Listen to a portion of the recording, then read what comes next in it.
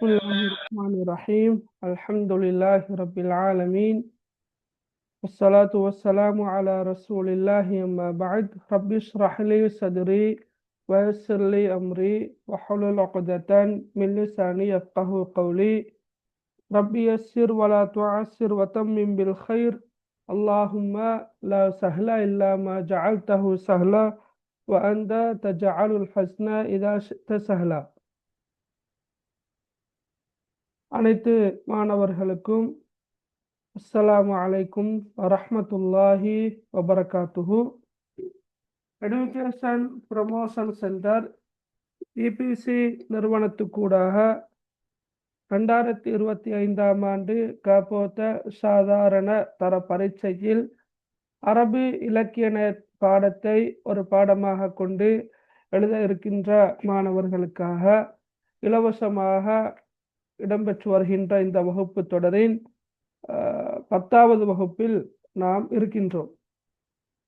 அந்த வகையில் அன்புள்ள மாணவர்களே, நாங்கள் இறுதியாக இடம்பெற்ற வகுப்பில் உங்களுக்கு ஞாபகம் இருக்கும், தரம் 11 காணப்படுகின்ற உரைநடைகள் அவற்றில் அஸ்ஸைரு அஃலல் என்ற உரைநடைக்குரிய பகுதியை பார்த்தோம். அதில் வினாவிடைகளை பார்த்தோம். கடைசியாக இடம்பெற்ற வகுப்பில் அஸ்ஸைரு அஃலல் அதில் அரபு மொழியிலான வினாக்களுக்கு எவ்வாறு விடை அளிப்பது என்பது தொடர்பாக நாங்கள் கடைசியாக பார்த்தோம்.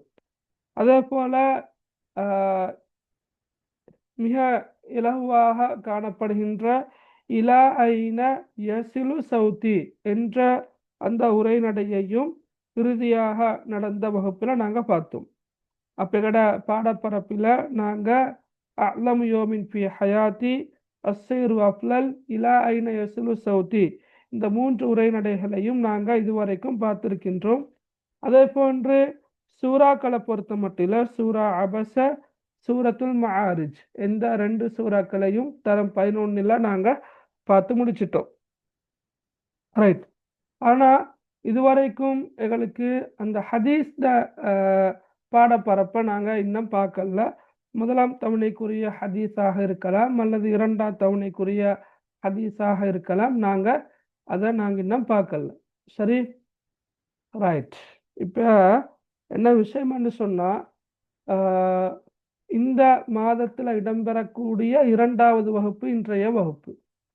அப்போ அடுத்த வகுப்பு பெரும்பாலும் அடுத்த மாதம் 1ஆம் வாரம்தான் நடைபெறும் இன்ஷா அல்லாஹ். ரைட், அப்படித்தானே? என்னோட ஷெடியூலில் ஒவ்வொரு மாதமும் 1ஆம் 3ஆம் வாரங்களில் மாத்திரம்தான் வகுப்புகள் இடம்பெறுகின்றன.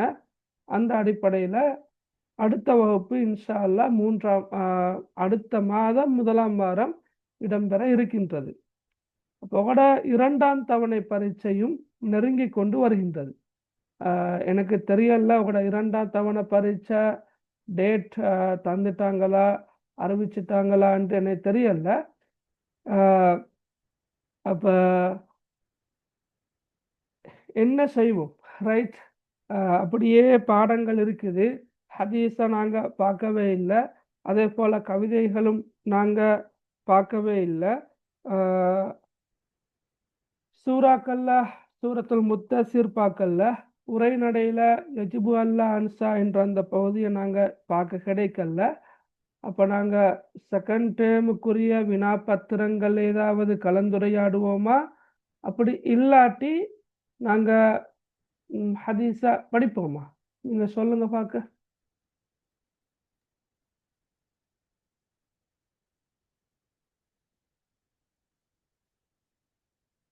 சொல்லுங்க பார்க்க. சொல்லலவா? ஹதீஸை படிப்போம், செகண்ட் டைம் பேப்பர் பார்ப்போம். 2 விதமான கருத்துகள் வந்திருக்குது. ரைட், ஹதீஸை படிப்போம்னு தான் கூடுதலாக வருது. ரைட், ஹதீஸ் படிப்போம்னா ஓகே. செகண்ட் டைம் ஓகே, சரி. இப்போ நாங்கள் என்ன செய்வோம்னு சொன்னால், right, 5th August second time exam. Okay okay, right. சரி, ஹதீஸையும் படிப்போம். செகண்ட் டேர்முக்குரிய பேப்பர் டிஸ்கஷனுக்கான வகுப்பொன்றை நான் எக்ஸ்ட்ராவாக செய்யலாமா என்று நான் கொஞ்சம் விசாரித்து கேட்டு பார்க்குறேன். சரியா? Right, okay. அப்போ அந்த வகையில் நான் இன்ஷா அல்லாஹ் இன்றைக்கு செகண்ட் டேர்முக்குரிய பேப்பர் டிஸ்கஷனு போகிறதுக்கு முன்னால் நாங்கள் வந்து ஹதீஸை கொஞ்சம் பார்த்துட்டு போவோம். நீங்கள் ஏற்கனவே ஸ்கூலில் ஹதீஸை படிச்சிருப்பீங்க. எனவே நான் சற்று விரைவாக ஹதீஸை நான் சொல்லித்தாரேன். உங்களுக்கு தெரியும் எக்ஸாம் பேப்பரில் சரியா பார்ட் 1 பார்ட் 2 2 பகுதி இருக்குது இல்லையா? பார்ட் 1 2 வரும் மேலும் அல்லது வினாத்தாள் 1 வினாத்தாள் 2. அப்போ இந்த வினாத்தாள் 1ல் 5 வினாக்கள் வரும். சரி, 4 புள்ளிகளை கொண்ட 5 வினாக்கள், 4 புள்ளிகளை கொண்ட 5 வினாக்கள் வினாத்தாள் 1ல் வரும். அது ஒரு பகுதி. இன்னொரு பகுதியாகத்தான் மாறது அரபு மொழியில் கட்டாயமாக விடை எழுத வேண்டும் என்று உரைநடை ஒன்றும் அதே போல கவிதை ஒன்றும் வரும். 10 வினாக்கள் 20 மார்க்ஸுக்குரியது. அதில் ஒரு வினா, இந்த 5 வினாக்கள் ஒரு வினா தான் குறிப்பிட்ட ஹதீஸை தந்து ஹதீஸில் காணப்படக்கூடிய உவமானம் யாது, உவமேயம் யாது. 4 மார்க்ஸ். விளங்கினா? ஹதீஸில் காணப்படக்கூடிய உவமானம் யாது, உவமேயம் யாது என்று கேட்டு 4 மார்க்ஸுக்கு வளமையாக கேள்வி வாருது. அதே போல தான் வினாத்தாள் 2லையும் ஹதீஸை தந்து வினாத்தாள் 2ல் சாய்ஸ் இருக்குது, தெரிவிக்குது. வினாத்தாள் 2 பொறுத்த மட்டும் நீங்கள் வந்து கவிதை அல்லது உரைநடை இந்த 2ல் ஒன்றை நீங்கள் செய்யணும். கவிதை அல்லது உரைநடை 2ல் ஒன்றை செய்யணும். அது போக நீங்கள் இன்னும் பெரிய வினாக்கள் 2 செய்யணும். அதில் 1 சூரா வர, 2வது ஹதீஸ் வர, 3வது வினாவாக உங்களுக்கு தெரியும் சந்தர்ப்ப துவாக்களும் பழமொழிகளும் சிறுகுறிப்பும் இணைந்ததாக ஒரு பெரிய வினா வார. அப்போ பெரும்பாலும் பழமொழிகள் சம்பந்தப்படுவதன் காரணமாக, அதே போன்று சிறுகுறிப்பு தலைப்பு அரபால வார காரணத்தினால பெரும்பாலான மாணவர்கள் வந்து அந்த 3வது கொஸ்டன் செய்யறதுக்கு விருப்பம் இல்லை. எனவே அவங்க என்ன செய்கிறாங்க, சூறாவையும் ஹதீஸையும் தான் தெரிவு செய்கிறது. அப்போ வினாத்தாள் 2லையும் 20 மார்க்ஸுக்குள்ள வினா ஒன்று வருது, ஹதீஸ மையமாக கொண்டு 20 மார்க்ஸ். அப்போ மொத்தமாக ஹதீஸை படிப்பதனூடாக 24 புள்ளிகளை மையமாக கொண்டு நாங்கள் தயாராக வேண்டி இருக்குது. அப்படித்தானே? எனவே ஹதீஸ் என்ற அந்த பாட பரப்பு என்பது சாதாரணமான ஒன்று அல்ல. அரபு தமிழ் போன்று 4 மார்க்ஸ்களுக்கு மாத்திரம் படிக்கிற ஒரு விடயம் அல்ல, அல்லது அரபிலக்கிய வரலாறு 4 மார்க்ஸுக்காக நாங்கள் படிக்கிற மாதிரி அல்ல. கிட்டத்தட்ட 24 மார்க்ஸுக்காக நாங்கள் படிக்கிறோம். எனவே நாங்கள் உண்மையிலேயே படிச்சிருக்கணும். அந்த அடிப்படையில் நான் உங்களுக்கு தெரிந்திருக்கின்ற விடயங்களை நான் வேகமாக சொல்லிட்டு போகிறேன். ஏதாவது டவுட் இருந்தால் தாராளமாக நீங்கள் கேட்க இயலும். ரைட், உங்களுக்கு தெரியும் ஹதீஸ் என்பது ரசூலுல்லாஹி ஸல்லல்லாஹு அலைஹி வஸல்லம் அவர்களுடைய செயல் அங்கீகாரம்.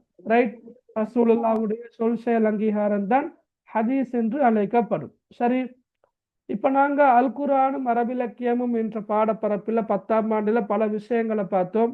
அதில் ஒன்று அல் குர்ஆன் அற்புத தன்மைகள் ஒன்று தான் அல் குர்ஆன் இலக்கிய செழுமை கொண்டது என்று பார்த்தோம். அந்த இலக்கிய சிறப்பின் காரணமாக அன்றைய காலத்தில் இருந்த அரபு பண்டிதர்கள் அல்லது கவிஞர்கள் கூட அந்த அல் குர்ஆனுடைய அரபு இலக்கியத்துக்கு முன்னால சரணடைந்தார்கள், தோல்வி அடைந்தார்கள் என்று பார்த்தோம். அப்போ அல் குர்ஆன் எவ்வாறு இலக்கிய செழுமை கொண்டதோ அதே போன்றுதான் அதற்கடுத்த நிலையில் ஹதீஸ் காணப்படுகின்றது. அதே போல நீங்கள் இஸ்லாம் பாடத்திலையும் படிச்சிருப்பீங்க, சுன்னா ஒரு சட்ட மூலாதாரம் என்ற பாடப்பகுதியில் இந்த குர்ஆன் விளக்க உரையாக ஹதீஸ் காணப்படுகின்றது. குர்ஆனுக்கு விளக்கமாக குர்ஆனில் நாங்கள் படிக்கிறோம் 114 சூறாக்கள், கிட்டத்தட்ட 6666 வசனங்கள் இருப்பதாக சொல்கின்றோம். அப்போ இந்த வசனங்களுக்கான விளக்க உரையாக நடைமுறை விளக்கமாக காணப்படுவது என்ற சுன்னா. ரைட், இது சுன்னாவை பற்றிய ஒரு சுருக்கமான அறிமுகம். அதே போல் இந்த ஹதீஸ்கள் சொற்சுருக்கம், கருத்து செருமிக்கவை, உள்ளத்தில் ஆழமான தாக்கத்தை ஏற்படுத்தக்கூடியவை, அழகிய மொழிநடை கொண்டவை, உள்ளத்தை வசீகரிக்கும் தன்மை கொண்டது என்று பல விஷயங்கள் இருக்குது. அப்போ இந்த ஹதீஸை பற்றி மொழியியலாளர் சரியா யாரு ஜாஹில் என்பவர் இப்படி சொல்றாரு. இதோட சிலபஸ்ல உள்ள ஒரு விஷயம் தானே. இந்த ஜாஹில் என்பவருடைய கூற்றுக்கள் இல்லையா, இந்த கூற்று சிலபஸ்ல உள்ளது. எனவே சில நேரம் இந்த கூற்றை தந்து யாரு சொன்னார் என்று வரலாம், அல்லது ஹதீஸ் குறித்து மொழிமேதை ஜாஹில் என்ன சொன்னார் என்று கேட்டு வரலாம். அப்ப அவர் என்ன சொன்னாரு, ஹியல் கலாம் அல்லது கல்ல அதது ஹுரூஃபிஹி வகசுரத் மஆனிஹி. இந்த அரபு நீங்க கட்டாயம் பாடமாக்கணும் இல்லை. சரி, அரபால் இருக்கின்ற இந்த வார்த்தையை நீங்க பாடமாக்கணும் என்ற அவசியம் இல்லை. ஆனா இந்த இந்த அவர் சொன்ன கூற்று அது உங்களுக்கு சொல்ல இயலுமாக இருக்கணும். ரைட். அந்த அடிப்படையில ஹதீஸ் என்றா என்ன, ஹதீஸுக்குரிய ஹதீஸ் பண்புகளை இந்த மொழியியலாளர் ஜாஹில் என்ன சொல்றாருண்டா, இறை தூதரின் ஹதீஸ்கள், சரியா, ரசூலுல்லாவுடைய ஹதீஸ்கள் சொற்களின் எண்ணிக்கை குறைந்த ஆனால் கருத்து செழுமை நிறைந்த வார்த்தைகளாக காணப்படுகின்றன. என்ன சொற்களின் எண்ணிக்கை குறைவுன்னு சொன்னா, ரசூலுல்லாஹி ஸல்லல்லாஹு அலைஹி வஸல்லம் அவர்கள் சொன்ன ஹதீஸ்களோட எண்ணிக்கையை எங்களுக்கு கவுண்ட் பண்ணலாம், எண்ணலாம். 1 2 3. இத்தகில்லாஹ ஹைசுமா குந்த, ரசூலோட ஹதீஸ். இத்தகில்லாஹ ஹைசுமா குந்த 4 சொற்கள் இருக்குது. இன்னமல் அஅமாலு பின்னியாத் 3 சொற்கள் இருக்குது. அத்தஹூரு ஷத்ருல் ஈமான் 3 சொற்கள் இருக்குது. இவ்வாறாக ஹதீஸ்கள்ல காணப்படக்கூடிய சொற்களோட எண்ணிக்கையை எங்களுக்கு எண்ணலாம். ஆனா எண்ணிக்கையில குறைவாக இருந்தாலும் கருத்து ஆழமானதாக காணப்படும். அத்த கருத்து செழுமை என்று சொல்றது விளங்கினா, கருத்து ஆழமானதாக இருக்கும். இப்ப உதாரணமாக இன்னமல் அஅமாலு பின்னியாத் என்ற அந்த ஹதீஸ் வெறுமனே 3 சொற்கள், கொஞ்சம் நீண்டு போகுது. இன்னமல் அஅமாலு பின்னியாத் வ இன்னமா லிகுல்லி இம்ரிஇன் மா நவா என்ற அந்த ஹதீஸுடைய கொஞ்சம் நீண்டு போகுது. இருந்தாலும் அந்த ஹதீஸுக்கு ஏராளமான விளக்கங்கள் சொல்லப்பட்டிருக்குது. விளங்கினா, ஏராளமான விளக்கங்கள் சொல்லப்பட்டிருக்குது. எனவேதான் நான் உதாரணமாகத்தான் ஒன்று சொன்னேன். இப்ப இத்தகில்லாஹ ஹைசுமா குந்த என்ன கருத்து என்ன, நீ எங்கிருந்த போதிலும் அல்லாஹ்வை பயந்து கொள், அதுதான் கருத்து. ஆனா அதுக்குண்டான விளக்கம் நிறைய எழுதலாம், சரியா, நிறைய சொல்லலாம். ரைட். அப்ப அந்த அடிப்படையில இந்த மொழியியலாளர் ஜாஹில் என்பவருடைய கூற்றை கொஞ்சம் ஞாபகத்துல வச்சுக்கொள்ள பாருங்க. என்ன, ஹதீஸ்கள் என்பது சொற்களின் எண்ணிக்கை குறைந்த ஆனால் கருத்து செழுமை நிறைந்த வார்த்தைகளாக காணப்படுகின்றன. சரி, ஓகே, ரைட். அதே போலதான் ரைட், ரசூலுல்லாஹி ஸல்லல்லாஹு அலைஹி வஸல்லம் அவர்களும் கூட சொல்லிக்கிறாங்கன்னா, ஃபுத்தில்து அலல் அன்பியாஇ பிசித்தீன், சரியா, ஏனைய நபிமார்களுக்கு வழங்கப்படாத ஆனால் எனக்கு மாத்திரம் வழங்கப்பட்டுள்ள 6 விடயங்களை கொண்டு நான் சிறப்பாக்கப்பட்டுள்ளேன். அதாவது ஏனைய நபிமார்களை விட நான் 6 விடயங்களை கொண்டு சிறப்பாக்கப்பட்டுள்ளேன். ரைட். போன வருஷம் இஸ்லாம் பாடத்தில் இந்த கேள்வி வந்திருந்த, சரியா, ரைட். 6 விடயங்களையும் கேட்டு வந்திருந்த இஸ்லாம் பாடத்திலையும் இருக்குது. சரியா, நான் நினைக்கிறேன் இறுதி நபித்துவம் என்ற ஒரு பாடம் கொண்டுவார் 11ஆம் ஆண்டுல இஸ்லாம் பாடத்துல இறுதி நபித்துவம் என்ற ஒரு பாடம் கொண்டுவார். அந்த பாடத்துல இந்த ஹதீஸை ஆதாரமாக கொண்டுவார். ரைட். 6 விடயங்கள், 6 விடயங்களும் அந்த புத்தகத்துல தெளிவாக சொல்லப்பட்டிருக்குது. அப்ப பாருங்க, ஃபுல்லில்து அலல் அன்பியாஇ பிசித்தீன், ரைட். ஏனைய நபிமார்கள், ரசூலுல்லாஹ்க்கு முன்னர் வந்த நபிமார்கள் லட்சக்கணக்கான நபிமார்கள் இருக்கிறாங்க. அப்ப அந்த நபிமார்களுக்கு வழங்கப்படாத ஆனா எனக்கு மாத்திரம் வழங்கப்பட்டுள்ள 6 விடயங்களை கொண்டு நான் சிறப்பாக்கப்பட்டுள்ளேன். அதுல ஒன்றுதான் ஜவாமிஅல் கலிம், எனக்கு சொற்சுருக்கமும் கருத்து செறிவும் மிக்க வார்த்தைகள் வழங்கப்பட்டுள்ளன. சொற்சுருக்கம், கருத்து செறிவு மிக்க வார்த்தைகள், சரியா. அப்ப ரசூலுல்லாஹ்வுடைய வார்த்தைகள் சொற்சுருக்கமாக இருந்தாலும் அவை ஆழமான கருத்துக்களை கொண்டதாக, கருத்து செழுமை மிக்கதாக காணப்படுகின்றன. சரியா, ரைட். அப்ப ஏனைய விடயங்கள் இருக்குது, நீங்க இஸ்லாம் பாட புத்தகத்தை எடுத்து பார்க்கலாம். வனுசிர்து பிர்ரஅப் வஉஹில்லத் லியல் கனாயிம் வஜுஇலத் லியல் லஃப்லு தஹூரன் வமஸ்ஜிதா வஉர்சில்து இலல் ஹல்கி காஃபா வஹுத்திம பியன் நபியுன். நான் நினைக்கிறேன் இந்த இதுக்காக வேண்டிதான் இந்த ஹதீஸை கொண்டு வந்திருக்கிறேன். என்னோடு நபித்துவம் முற்று பெற்று விட்டது, நான் தான் இறுதி நபியாவேன் என்ற அந்த கருத்துல தான் இந்த இடத்துல வாரது. இந்த இந்த இந்த இதுக்காக வேண்டித்தான் அந்த ஹதீஸ் அங்க இறுதி நபித்துவம் என்ற பாடத்துல உங்களுக்கு சொல்லப்பட்டிருக்குது. அப்ப நாங்க எங்கட அரபிலக்கின பாடத்துல ஹதீஸை பத்தி ஒரு அறிமுகத்துல அந்த ஜவாமி அல் கலிம் எனக்கு வழங்கப்பட்டிருக்கின்ற ஒரு விஷயம் என்னென்றா சொற்றுருக்கம் கருத்து செருவு என்ற அந்த அம்சத்தை குறிப்பிடுவதற்காகத்தான் இந்த ஹதீஸ் இங்கு கொண்டு வரப்பட்டிருக்குது. சரி, ஓகே, ரைட். அடுத்தது இமாம் புகாரி அவங்க இந்த ஜவாமி அல் கலிம் என்பதற்கு ஒரு விளக்கம் என்று சொல்லிக்கிறாங்க. ரைட், இதெல்லாம் உங்களுக்கு சிலபஸ்ல அவசியமாக நீங்க படிக்கணும் என்ற இதுல இல்லையா? இதெல்லாம் உங்களோட புத்தகத்திலையும் இருக்கும். ஆனா இந்த அரபு மொழியில இருக்கின்ற இந்த வார்த்தைகளை இந்த கூற்றுக்களை நீங்க படிக்கணும் என்ற கட்டாயம் ஒன்று இல்லை. விளங்கினா? ஓகே. ஆனா நீங்க கொஞ்சம் தெரிஞ்சு வச்சு கொண்டிருந்தா அவளுக்கு லேஸ். ஓகே, எக்ஸாமுக்கு அவ்வளோ தூரம் பாதிப்பை ஏற்படுத்தக்கூடிய ஒரு விஷயம் ஒன்றல்ல இது. Right, okay. அப்போ இமாம் புகாரி அவங்க ஜவாமி அல் கலீம் சம்பந்தமாக, ஜவாமி அல் கலீம் என்பதற்கு இவ்வாறு சொல்வார்கள்: ஒருங்கிணைந்த வார்த்தைகள், சொற்சுருக்கம் கருத்து செறிவுள்ள வார்த்தைகள் என்று சொல்லலாம். நபி ஸல்லல்லாஹு அலைஹி வஸல்லம் அவர்களுக்கு முன்னால ஏடுகளில் நீளமான வார்த்தைகளால் எழுதப்பட்டு வந்த பெரும் பெரும் கருத்துக்களையும் தத்துவங்களையும் ஓரிரு வார்த்தைகளில் ஒருங்கிணைத்து இரத்தின சுருக்கமாக பேசுகின்ற ஆற்றலை அல்லாஹு தாலா நபி அவர்களுக்கு வழங்கினான் என்று இமாம் புகாரி அவங்க இந்த ஜவாமி அல் கலீம் ஒருங்கிணைந்த வார்த்தைகள் என்பதற்கு ஒரு விளக்கம் என்று சொல்றாங்க. விளங்குற அவளுக்கு? அதாவது ரசூலுல்லாஹ்க்கு முன்னால வாழ்ந்த நபிமார்கள், சரியா, அவர்கள் கூறுகின்ற வார்த்தைகள், அவர்கள் சொல்கின்ற வார்த்தைகள் நீண்டதாக இருக்கும், நீண்ட ஏடுகளில் எழுதப்பட்டதாக இருக்கும். அந்த பெரும் பெரும் கருத்துகளையும் தத்துவங்களையும் வெறுமனே ஓரிரு வார்த்தைகளில் ஒருங்கிணைத்து சொல்கின்ற, இரத்தின சுருக்கமாக சொல்கின்ற அந்த ஆற்றலை அல்லாஹு தாலா நபி ஸல்லல்லாஹு அலைஹி வஸல்லம் அவர்களுக்கு வழங்கினான் என்பதாக இமாம் புகாரி அவங்க சொல்லி காட்டுறாங்க. சரியா?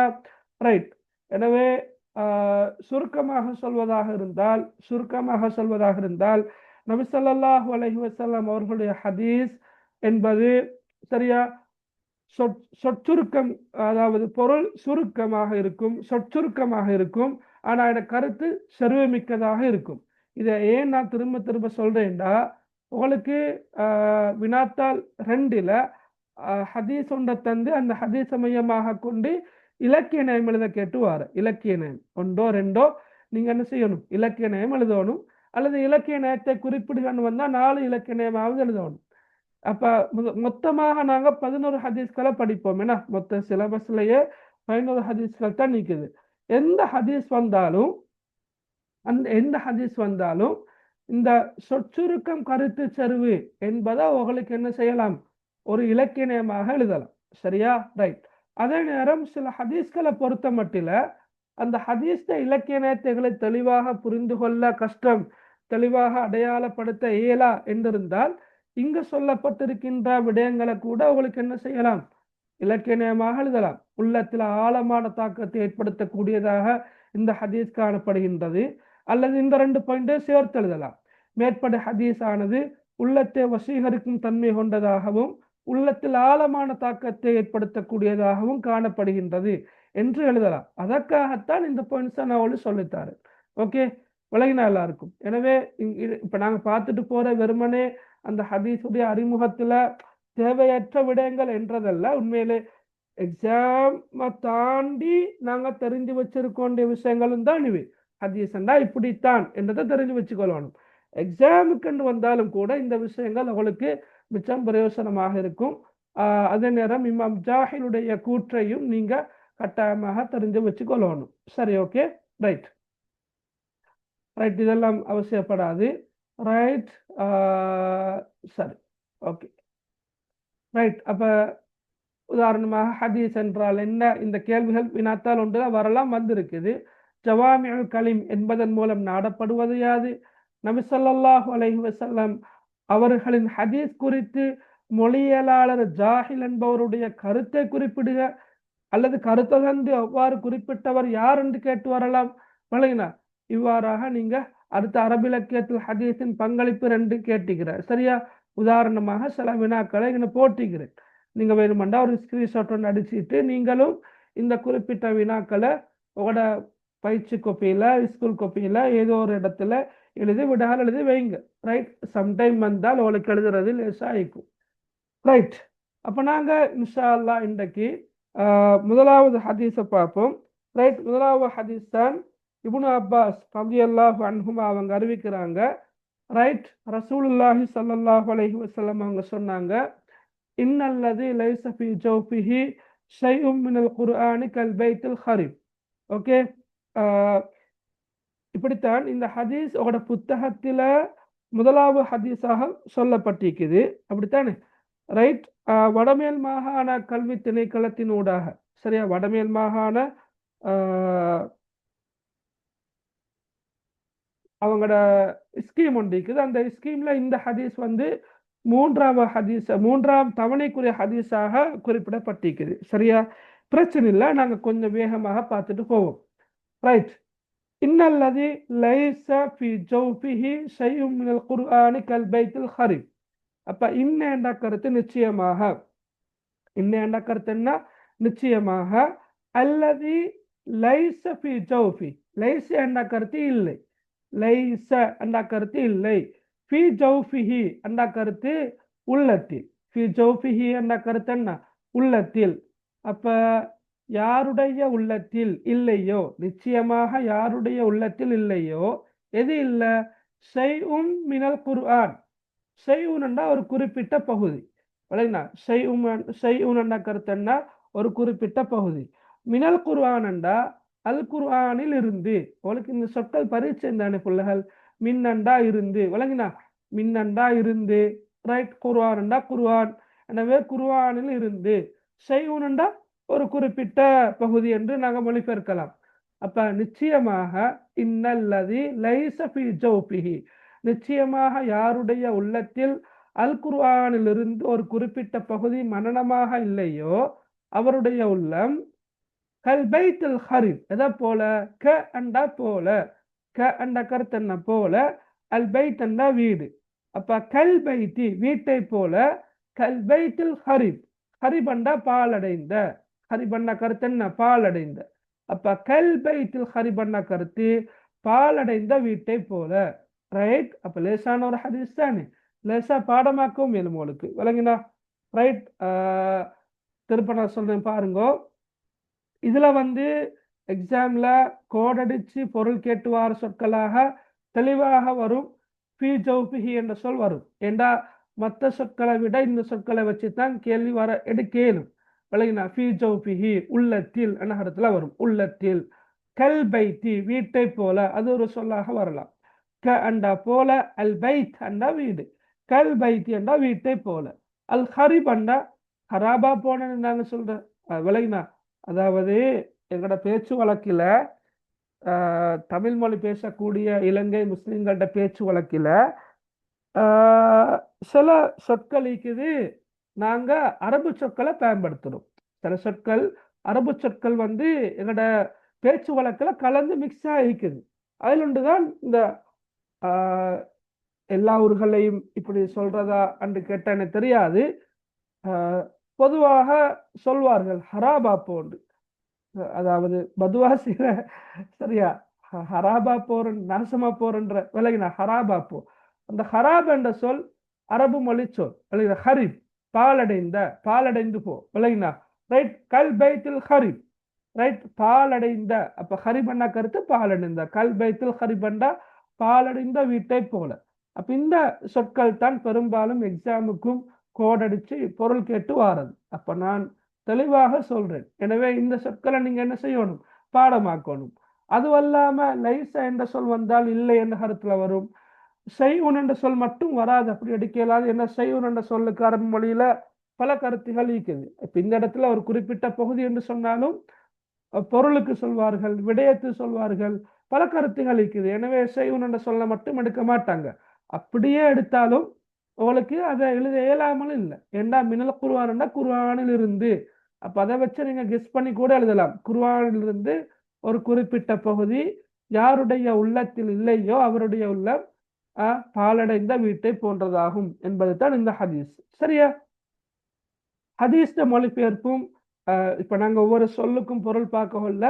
ஹதீஸ்ட மொழிபெயர்ப்பும் கட்டாயமாக நீங்க தெரிஞ்சு வச்சுக்கொள்ளணும். ஏண்டா ஹதீஸ மையமாக கொண்டு வரக்கூடிய வினாத்தால் 2ல வரக்கூடிய வினாக்கள்ல 5வது வினாவாக வரும் மேற்படி ஹதீஸை சுருக்கமாக விளக்குகன்னு வரும்.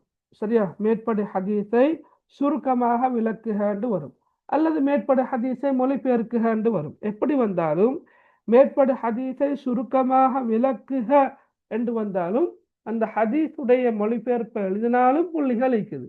எனவே எல்லா ஹதீஸ்களோட மொழிபெயர்ப்பும் அவளுக்கு தெரிந்திருக்கணும். இப்ப பெரும்பாலும் உங்களுக்கு பாடமாக இருக்கும். ஏன்னா இவருடைய உள்ளத்தில் அல் குர்ஆனின் சிறு பகுதியும் இல்லையோ, அல் குர்ஆனின் ஒரு சிறு பகுதியும் இல்லையோ, அவருடைய உள்ளம் பாலடைந்த வீற்றை போன்றதாகும்.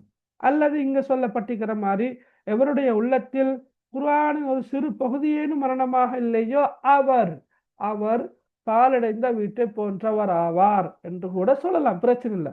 உள்ளத்தை வச்சும் சொல்லலாம், உள்ளத்தை சுமந்திருக்கின்ற நபரை வைத்தும் சொல்லலாம். சரியா? அது ஒன்றும் பிரச்சனை இல்லை. Right, okay. அப்ப படிப்பினைகள் லேசா சொல்லிட்டு போகலாம். ஏன்னா கட்டாயமாக குர்ஆன்ல ஒரு குறிப்பிட்ட சிறு பகுதியையாவது மனநமிட்டு இருக்க வேண்டும் என்று இந்த ஹதீஸ் வலியுறுத்துகின்றது. அது ஒன்று. ரைட். 2வது, இந்த ஹதீஸ்ல உதாரணம் சொல்லப்பட்டிருக்குது. குர்ஆன்ல ஒரு சிறு பகுதியும் மனநமில்லாத உள்ளம் எதை போல? பாலடைந்த வீட்டை போல, அல்லது மனநமிடாதவர் பாலடைந்த வீட்டை போன்றவர். அப்ப இங்க உதாரணம் சொல்லப்பட்டிருக்குது. ரசூலுல்லாஹ் சஹாபாக்களுக்கு மாத்திரமல்ல, சஹாபாக்களுக்கு பின்னால வந்திருக்கின்ற அனைவருக்கும் ஒரு ஆசானாக வந்தவர், ஒரு முஅல்லிம், ஒரு ஆசிரியராக வந்தவர். வழங்கினா அந்த ஆசிரியர் தன்னுடைய மாணவர்களாகிய சஹாபாக்களுக்கு கற்றுக் கொடுக்கின்ற நேரம் வெறுமனே குறிப்பிட்ட தத்துவங்களை கருத்துக்களை மாத்திரம் சொல்லிட்டு போகாம உதாரணங்கள் சொல்லிக்கிறாரு. அந்த அடிப்படையில நீங்க பாருங்க, இந்த ஹதீஸ்ல ரசூலுல்லாஹ் உதாரணத்தை பயன்படுத்தி தான் அந்த விஷயத்தை சொல்லிக்கிறாரு. எனவே மாணவர்களுக்கு கற்பிக்கின்ற ஒரு ஆசான் ஒரு குறிப்பிட்ட ஒரு எண்ணக்கருவை, ஒரு குறிப்பிட்ட விடயத்தை, ஒரு குறிப்பிட்ட பாடப்பரப்பை விளங்கப்படுத்துகின்ற போது, கற்பிக்கின்ற போது உதாரணங்களை கூறி கற்பிப்பது அந்த மாணவர்களுடைய உள்ளத்தில் ஆழமாக பதிவதற்கான ஒரு காரணமாக அமையும் என்பதையும் இந்த ஹதீஸ் எடுத்து காட்டுகின்றது. நான் சொல்ற விளங்குற புள்ளகள். ரைட். இப்ப இப்ப இப்ப நானோ அல்லது உங்களோட டீச்சர்ஸ் மாரோ ஒரு குறிப்பிட்ட விஷயத்தை படிப்பிக்கிற நேரம் உதாரணம் சொல்லி படிப்பிக்கல அவட உள்ளத்தில் ஆழமா பதியும். அது தமிழ் பாடமாக இருக்கலாம், விஞ்ஞானமாக இருக்கலாம், குறிப்பாக கணிதம் சமன்பாடுகள் படிப்பிக்கொள்ளையும் சரி, எந்த கணிதம் வந்தாலும் எக்ஸாம்பிள், ரைட், உதாரணம் 1, உதாரணம் 2, உதாரணம் 3 என்று உதாரணம் புத்தகத்திலே தந்து சேரும் வழங்கப்படுத்துற, டீச்சரும் வழங்கப்படுத்துற. அதுக்கு பிறகு உங்களுக்கு எந்த பயிற்சியை தந்தாலும் நீங்க லேசா செஞ்சுட்டு போவீங்க. அப்படி ஒன்றும் வழங்கப்படுத்தாம நீங்க செஞ்சு கொள்ளுங்கன்னு சொன்னா அது உங்களுக்கு செய்யலாது.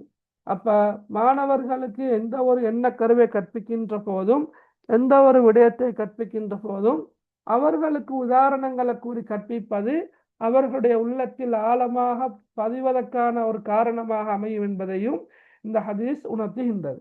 அப்ப இந்த பாயிண்ட் இருக்கிற இல்லையா, இப்ப நான் சொல்றேன் இந்த பாயிண்ட், உதாரணம் சொல்லி படிப்பிக்கிற இது இப்ப மொத்தமாக நான் சொன்னேன் தானே 11 ஹதீஸ்கள் இருக்குது. 11 ஹதீஸ்கள்ல கிட்டத்தட்ட 8 அல்லது 9 ஹதீஸ்கள், 8 அல்லது 9 ஹதீஸ்கள்ல உவமானுவமேயம் வாரம், உதாரணம் வாரம். ரைட். கப்பல்ல பயணம் செய்யறதாக இருக்கலாம், நல்ல நண்பன் கெட்ட நண்பனுக்கு உதாரணம் சொல்றது. ரைட். ரைட். இன்னும் பல ஹதீஸ்கள். சரியா? ரைட். அப்ப எல்லாத்துலயும் உதாரணம் வாரம். அப்ப இந்த பாயிண்ட் நான் சொல்றேன், இந்த பாயிண்ட் இருக்கிறதானே ஒரு படிப்பினையாக இந்த ஹதீஸ்கள் எல்லாவற்றிலையும் சொல்ல இயலும். அப்ப நான் மேல சொன்னேன், சொற்சுருக்கம் கருத்து செறிவு. சரியா? உள்ளத்தில் ஆழமான தாக்கத்தை ஏற்படுத்தக்கூடியது, உள்ளத்தை வசீகரிக்கக்கூடியது என்பதை ஒரு இலக்கிய நயமாக எல்லா ஹதீஸ்களையும் உங்களுக்கு சொல்ல இயலும் என்பது போல உதாரணங்கள் கூறி கற்பிப்பது உள்ளத்தில் ஆழமான தாக்கத்தை ஏற்படுத்தும் என்பதற்கான அந்த வழிகாட்டலை இந்த ஹதீஸ் தருது என்பதையும் அந்த ஓமானுவமயமாறு எல்லா ஹதீஸ்களுக்கும் உங்களுக்கு என்ன செய்யலும், பயன்படுத்த ஏலும். சரியா விளங்கினா? ரைட். இது இரண்டாவது படிப்பினை. அப்ப முதலாவது என்ன? அல் குர்ஆனில் ஒரு குறிப்பிட்ட சிறு பகுதியையாவது என்ன செய்ய வேண்டும்? மனநமிட்டிருக்க வேண்டும். இரண்டாவது, உதாரணங்களை கூறி கற்பிக்கிறது. உள்ளத்துல தாக்கத்தை ஏற்படுத்தும், ஆழமாக பதிய துணை புரியும். மூன்றாவது என்னென்றா, அல் குர்ஆனில் ஒரு சிறு பகுதியும் மனநம் இல்லாதவர்கள் எதை போல? பாலடைந்த வீட்டுக்கு நிகரானவர்கள். ரைட். இப்போ பாலடைந்த வீடு என்றா எப்படி இருக்கும்? ரைட். நான் உதாரணமாக உங்களுக்கு இமேஜ் எல்லாம் ஷேர் பண்ணலாம், காட்டலாம். ஒரு ஒரு பங்களான்னு சொன்னாங்க. ரைட். காடுகள் வளர்ந்து, சரியா, கூரைகள் எல்லாம் உடைந்து போய், சுவர்கள் எல்லாம் இடிந்து போய், ரைட், ஒரு மயான அமைதி காணப்படுகின்ற ஒரு இடத்துக்குள்ளால சும்மா கற்பனை பண்ணி பாருங்க. இரவு நேரங்கள்ல நீங்க தனியே போறது எப்படி போனாலும் பகல் நேரங்கள்லயாவது போற இல்லதானே? ரைட். சலாக்கள் விதிவிலக்கா இருக்கலாம். இப்ப உதாரணமாக சலாக்களுக்கு வீட்டுக்குள்ள சொந்த வீடு, அது ஒரு பாலடைந்த வீடு அல்ல, தண்ட சொந்த வீடு, தான் தூங்குகின்ற வீடு இருந்தாலும் வீட மூடிட்டு எங்கேயாவது பயணம் கொண்டு போயிட்டு தனியா திடீரென்று தனியா வீட்டுக்குள்ள போறண்டா கூட பயம். ரைட். அதையும் தாண்டி வீட்டுக்குள்ள ஆக்கள் இருந்தாலும் ஒரு ரூம்ல இருந்து இன்னொரு ரூமு போறண்டாலும் பயம். சரியா? இரவு நேரங்கள்ல அப்படி நடக்குது இல்லையா? ரைட். தனியா பாத்ரூம் போறண்டா பயம், பயம், பயம். சரி. இப்ப சும்மா கட் பண்ணி பாருங்க, ஒரு பாலடைந்த வீடு. ரைட். அந்த பாலடைந்த வீடு, ஓகே, இந்த வீட்டுக்குள்ள யாரும் இருக்க விரும்ப மாட்டாங்க, யாரும் போக விரும்ப மாட்டாங்க. காரணம் என்ன? பல காரணங்கள் இருக்குது. ரைட். ஒன்று விஷஜந்துக்கள் இருக்கலாம், பாம்பு, பூச்சி, விலகினா விஷஜந்துக்கள் இருக்கலாம். சைத்தான்கள்ட இருப்பிடமே வைத்தானே, ஏன்னா ரைட். அப்ப கெட்ட ஜின்கள் சைத்தான்கள நடமாடுகின்ற இடம். அப்ப இந்த இந்த வீடுகள், பாலடைந்த வீடுகள் எவ்வாறு பயனின்றி இருக்கின்றதோ அதே போலதான் யாரும் அவ்வாறான இடங்களை நெருங்கவும் விரும்ப மாட்டார்கள். அதே போலதான் யாருடைய உள்ளத்தில் அல் குர்ஆன் சிறு பகுதியும் மரணமாக இல்லையோ அந்த உள்ளம் ஷைத்தாண்ட இருப்பிடமாக காணப்படும், ஊசலாட்டங்கள் நிறைந்த இடமாக காணப்படும், நிம்மதியற்ற பிரச்சனைகள் நிறைந்த உள்ளமாக இருக்கும். விளங்கினா? பிரச்சனை பிரச்சனை பிரச்சனை, எப்ப பார்த்தாலும் பிரச்சனை, பிரச்சனைக்கு மேல பிரச்சனை. என்ன காரணம்? காரணம் பல இருக்குது. அதுல ஒன்றுதான் இது. அல் குர்ஆனோட தொடர்பு இல்லை, அல் குர்ஆனை ஓதுறது இல்லை, அல் குர்ஆனை படிக்கிறது இல்லை. சரியா? குர்ஆன வருஷத்துக்கு ஒருக்காக எடுத்து கொஞ்சம் ஓதி பார்க்கறது, ரமலான் வரணும். அப்ப இப்படிப்பட்டவங்களோட வீட்டுலையும் பிரச்சனை, உள்ளத்திலையும் பிரச்சனை. விளங்கினா? அப்படிப்பட்டவங்கள்ட்ட இருந்து நன்மையான காரியங்கள் எதையும் எதிர்பார்க்க இயலாது. யாரும் அத்தகைய மனிதர்களையும் நெருங்கவும் மாட்டார்கள். அப்ப கொஞ்சங்களுக்கு இந்த ஹதீஸ விளக்கமாக அந்த உதாரணத்தை வச்சு எழுதலாம். அதான் நான் சொன்னேன். இப்ப சின்னொரு ஹதீஸ் தான் பாருங்க. இன்னல்லதி லைஸ ஃபீ ஜௌஃபிஹி ஷைஉம் மினல் குர்ஆன் கல் பைத்தில் ஹரீப் சொல்லி முடிஞ்ச ஹதீஸ். சரியா? ஆனா ஹதீஸுக்கு உண்டான ஷரஹ், அதாவது விளக்கம் என்று வரக்கொள்ள நிறைய நிறைய நிறைய சொல்லிட்டே போகலாம். அதான் ஜவாமிஉல் கலிம், ஒருங்கிணைந்த வார்த்தைகள். இரத்தின சுருக்கமாக ஹதீஸ்கள் காணப்பட்டாலும் அவற்றின் கருத்துக்கள் ஆழமானதாக காணப்படும். ரைட். ஓகே. இவ்வாறு சில படிப்பினைகளை சொல்லலாம். அதே போல இந்த ஹதீஸ்ல கையாளப்பட்டுள்ள உவமானம் என்ன? பாலடைந்த வீடு. சரியா? அரபால இருக்குது அல் முசப்பஹ் பிஹி, உவமேயம் அல் முசப்பஹ், உவமே உறுப்பு அதாவது சுபு, அப்படி இருக்குது. புத்தகத்திலும் சில நேரம் இருக்கும். அதெல்லாம் உங்களுக்கு முக்கியம் இல்லை, அவசியம் இல்லை. நீங்க ஜஸ்ட் உவமானம் என்ன, உவமேயம் என்ன, உவமை உறுப்பு கூட தேவைப்படாது, ஆனா பொதுத்தன்மைக்கு தேவைப்படும். என்ன பொதுத்தன்மை வினாத்தாள் 2 கேட்டுவார, பொதுத்தன்மை என்று கேட்டுவார் அல்லது ஒற்றுமை என்று கேட்டுவார். ரெண்டும் ஒன்றுதான், பொதுத்தன்மை அல்லது ஒற்றுமை. சரியா? அப்ப இந்த ஹதீஸ்ல இதை மாற்றி எழுதுறேன். நிறைய பிள்ளைகள் உவமானத்தை உவமையத்தை மாற்றி எழுதுறேன். ஏதோ ஒரு அடிப்படையில நீங்க ஞாபகம் வச்சுக்கொள்ள பாருங்க. சரியா? உவமானம் என்பது நாங்க எதை ஒப்பிடுறோமோ அது உவமானம், எதை ஒப்பிடுறோமோ அது உவமேயம். விளங்கினா? ரைட். உவமானம் என்ற என்ன? நாங்க ஒரு குறிப்பிட்ட விஷயத்த எதற்கு ஒப்பிடுகின்றோமோ அது உவமானம், எதை ஒப்பிடுகின்றோமோ அது உவமேயம். சரியா? ரைட். அப்ப பாலடைந்த வீடு உவமானம். உவமேயம் என்ன? அல் குர்ஆனின் சிறு பகுதியையேனும் மரணமிடாத உள்ளந்தான் உவமேயம். உவமை உறுப்பு க அண்டு வந்துக்கிற இல்லையா, போல, அதான் உவமை உறுப்பு. சரியா, அது அவசியம் இல்லை. பொதுத்தன்மை அல்லது ஒற்றுமைகள் என்னன்னு பார்த்தா, பிரச்சனைகள் ஊசலாட்டங்கள் நிறைந்த இடம், தீயவைகள் நிறைந்த இடம். எப்படி பாலடைந்த வீட்டில் ஊசலாட்டங்கள் நிறைந்திருக்குமோ அதே போன்றுதான் அல் குர்ஆனின் சிறு பகுதியும் மன்னமில்லாத உள்ளத்துல ஊசலாட்டங்கள் நிறைந்து காணப்படும். விளங்கினா? ரைட், அதான் பொதுத்தன்மையாக சொல்லலாம். நன்மைகள் அற்ற இடம், ரைட், தீயவைகள் நிறைந்த இடம். இவ்வாறாக பொதுவாக ரெண்டுலையும் என்ன பொதுத்தன்மை இருக்குதோ, ரெண்டுலையும் என்ன ஒற்றுமை இருக்குதோ அதை சொல்றதுதான் பொதுத்தன்மை. சரியா? இது ஒரு இலக்கிய நயமாக கூட சொல்லலாம்.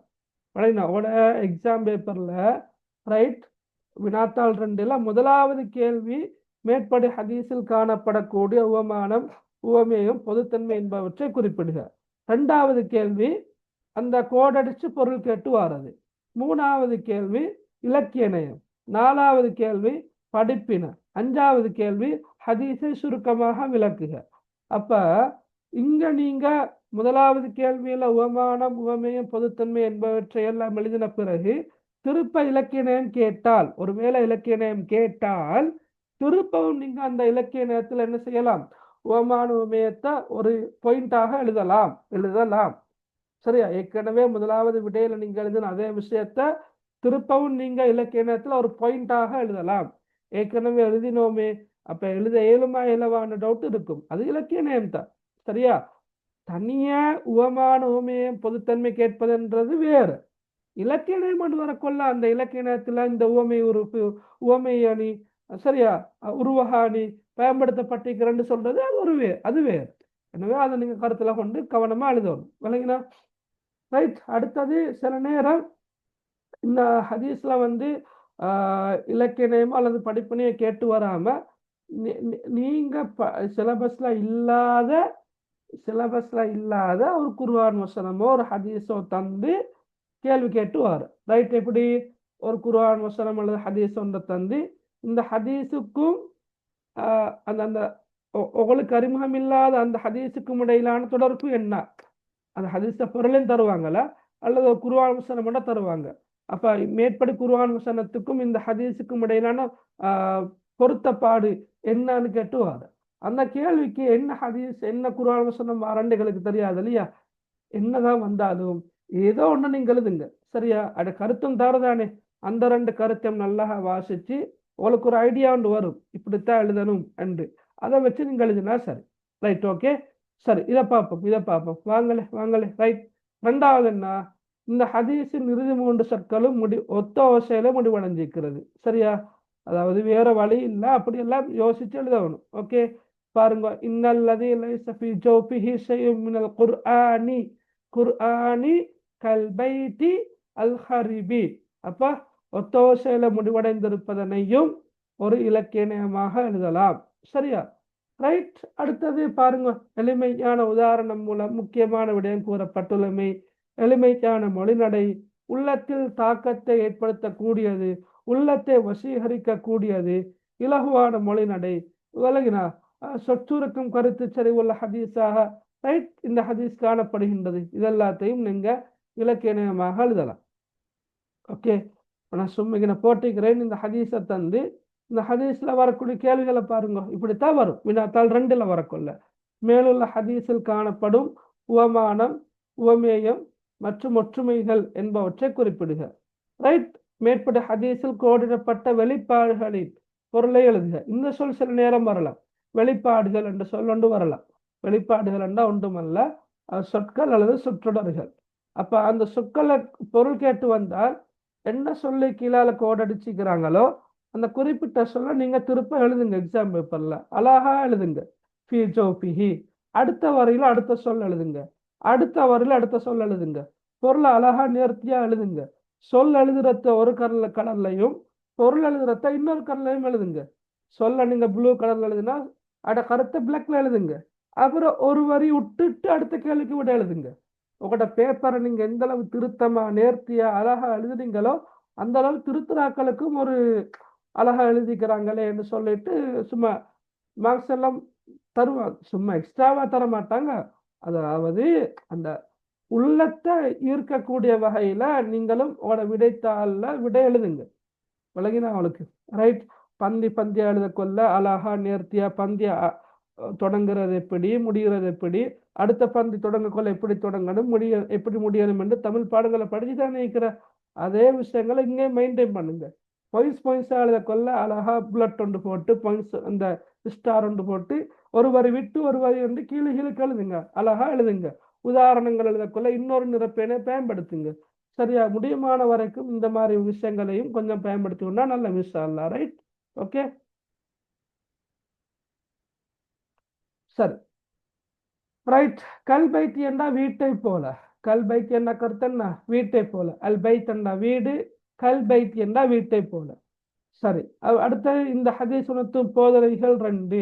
இந்த ஹதீஸில் காணப்படக்கூடிய இலக்கியத்தை விளக்குகன்னு கொமனா கேட்டா ஒன்றுக்கு 4 மார்க்ஸ் தானே, ஒரு கேள்விக்கு 4 மார்க்ஸ் தானே. நீங்க கொமனா கேட்டா பொதுவா கேட்டா இரண்டை குறிப்பிடுகன்னு கேட்டா ரெண்டு எழுதுனா போதும். இரண்டை என்று அந்த இலக்கம் வராம பொதுவா கொமனா வந்தால் குறைந்தபட்சம் நீங்க 4 எழுத வேண்டி வரும். சரியா? அடுத்த ஹதீஸை சுருக்கமாக விளக்குகின்ற அந்த கேள்விக்கு நீங்க மொழிபெயர்ப்பு எழுதினாலும் தாராளமா போதுமா? சரியா? ரைட்.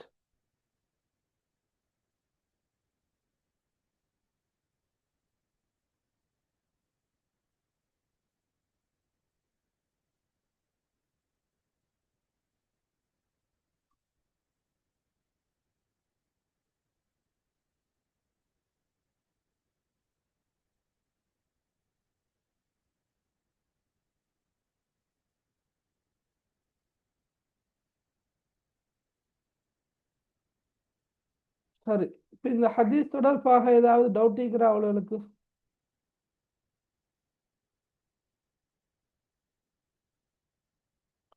டவுட் எதுவும் இருக்கிறன்னா கேட்கலாம்.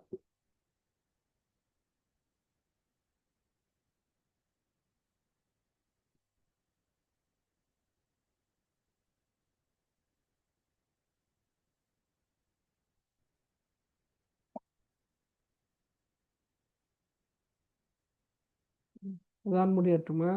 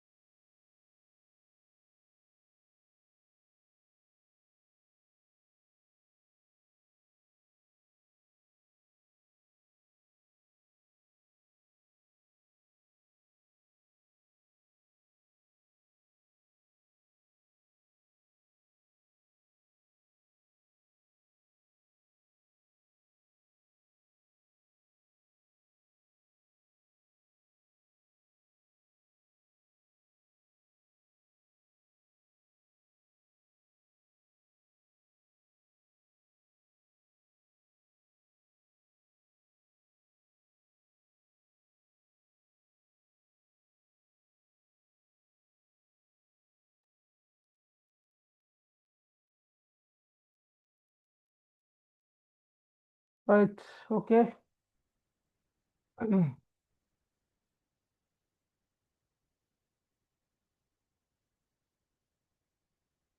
Okay okay. ரைட்.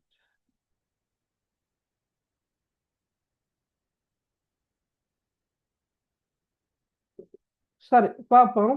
அப்ப அந்த ஹதீஸ்ல டவுட் ஒன்றும் இல்லாதால அடுத்த ஹதீஸையும் பார்ப்போம். சரியா? ரைட். நான் வேகமாக போறேன்னா அந்த எனக்கு தெரியாது. ரைட். பெரும்பாலும் நீங்க விளங்கி இருப்பீங்க. அப்படி விளங்கல்லாட்டி தாராளமாக கேட்கலும. ஒரு சொல்லுக்கு பொருள் தெரியலாட்டியும் அல்லது அந்த ஹதீஸ மொழிபெயர்ப்பு விளங்கல்லாட்டியும் தாராளமாக நீங்க கேட்கலும். சரியா? ரைட். அடுத்த ஹதீஸ பாருங்கோ. அன் அனஸ் இப்னு மாலிக் ரலியல்லாஹு அன்ஹு அன்ன ரசூலல்லாஹி ஸல்லல்லாஹு அலைஹி வஸல்லம் قال إذا مررتم برياض الجنة فارتعوا قالوا وما رياض الجنة قال حلق الذكر. ஓகே. قال حلق الذكر. சரி, ரைட். இது லேசான ஒரு ஹதீஸ். உண்மையிலே கஷ்டமே இல்லை, மிச்சமே லேஸ். சரியா? இப்ப இந்த ஹதீஸை நீங்க பார்த்தீங்கன்னு சொன்னா குறிப்பிட்ட சில சொற்கள் இருக்குது. ரைட். குறிப்பிட்ட சில சொற்கள் இருக்குது. நீங்க ஏற்கனவே படிச்சு மீக்கிறீங்க.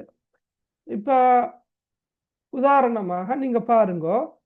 இப்ப இந்த ஹதீஸ்ல பொருளை நான் சொன்னால், சுவன பூஞ்சோலைகள் பக்கமாக நீங்கள் கடந்து சென்றால் நன்றாக மேய்ந்து கொள்ளுங்கள் என்று ரசூலுல்லாஹ் சொன்னாங்க. அப்ப சஹாபாக்கள் கேட்டாங்க, சுவன பூஞ்சாலைகள் என்றால் என்ன என்று கேட்டாங்க. இப்ப ரசூலுல்லாஹ் பதிலளிச்சாங்க, திக்ருடைய சபைகள், அல்லாஹ்வை நினைவு கூறுகின்ற சபைகள் என்று சொன்னாங்க. சரி, இப்ப இந்த ஹதீஸ்ல நீங்க பாருங்க எப்படி ஞாபகம் வச்சுக்கொள்ற என்றதை நான் சொல்றேன்.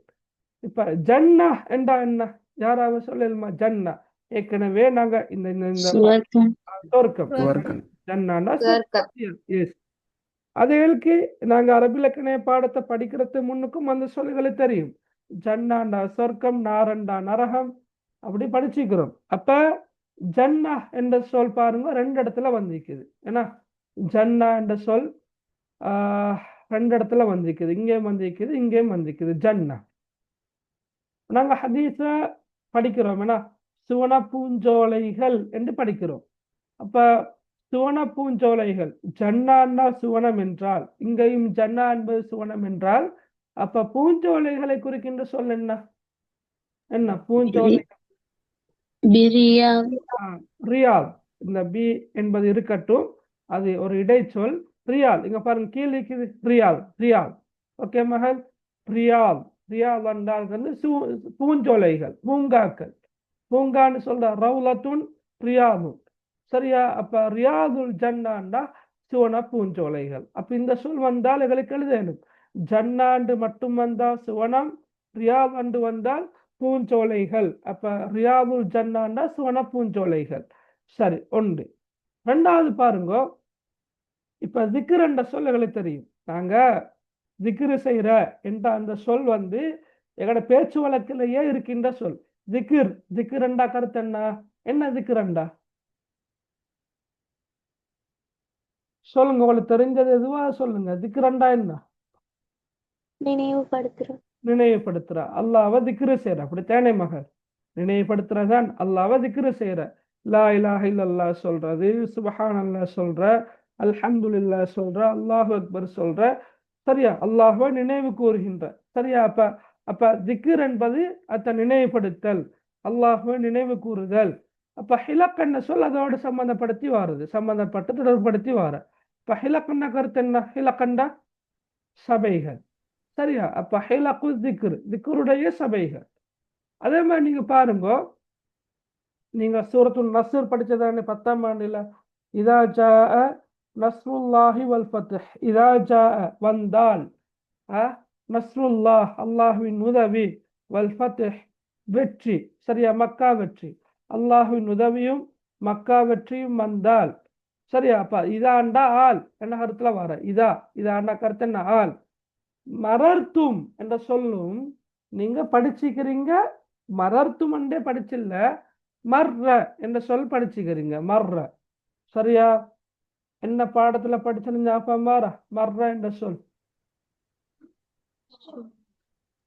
சுஜாது சுஜாஅத்து சபியின் ஏன்னா சுஜாஅத்து சபியின் என்ற பாடத்துல வருது.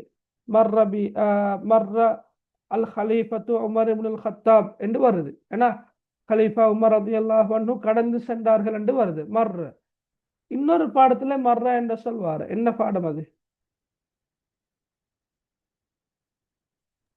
கனாஅத்து கன்சுல்லா அல் கனாஅத்து கன்சுன் லா யஃப்னா என்ற அந்த பாடத்திலையும் மர்ர என்று சொல்வார். எப்படி வார? மர்ர பிஹி சலாசத்து ரிஜாலின் அஸ்ரியா, அவரை 3 தனவந்தர்கள் கடந்து சென்றார்கள். அப்ப மரர்த்தும் என்றால் நீங்கள் கடந்து சென்றீர்கள். இதா மரர்த்தும் என்றால் நீங்கள் கடந்து சென்றால் என்று வரும். இதா மரர்த்தும் நீங்கள் கடந்து சென்றால். அப்ப இதா மரர்த்தும் பிரியாதில் ஜன்னா, சுவன பூங்காக்களை நீங்கள் கடந்து சென்றால் ஃபர்தஉ ஃபர்தஉ, அது ஒரு புதிய சொல்.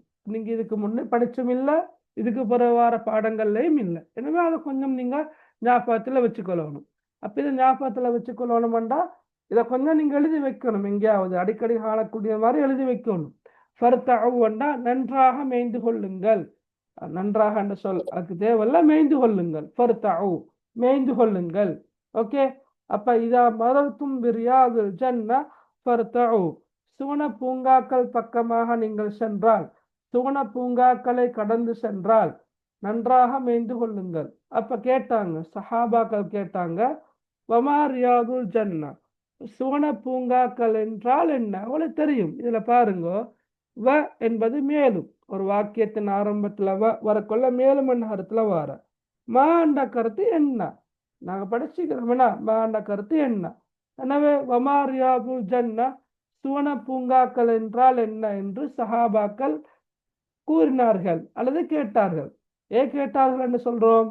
என்ன ஒரு கேள்வி. ஏன்னா சுவன பூங்காக்கள் என்றால் என்ன என்று கேட்டார்கள் என்று சொல்றத பொருத்தம். எனவே காலு என்றால் இந்த இடத்துல கேட்டார்கள் என்று சொல்ல மேலும் ஆனா நேரடி கருத்து என்ன கூறினார்கள்.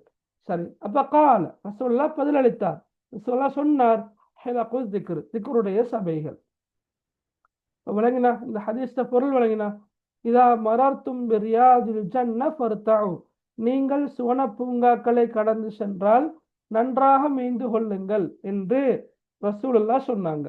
இப்போ சஹாபாக்கள் கேட்டாங்க, காலு கேட்டாங்க, வமா ரியாதுல் ஜன்னா, சுவன பூங்காக்கள் என்றால் என்ன என்று கேட்டாங்க. அப்ப கால ரசூலுல்லாஹ் சொன்னாங்க, ஹிலகு திக்ர், ஹிலகு திக்ர், திக்ருடைய சபைகள் என்று சொன்னாங்க. என்ன சொன்னாங்க? திக்ருடைய சபைகள் என்று சொன்னாங்க. சரியா? ரைட். அப்ப லேசிதானே, மொழிபெயர்ப்புல எந்த இஷ்யூவும் இல்லை. யாருக்காவது விலங்கல்ல அப்படி இருக்கிறா? விளங்குதானே எல்லாருக்கும்? ஓவா இல்லையா?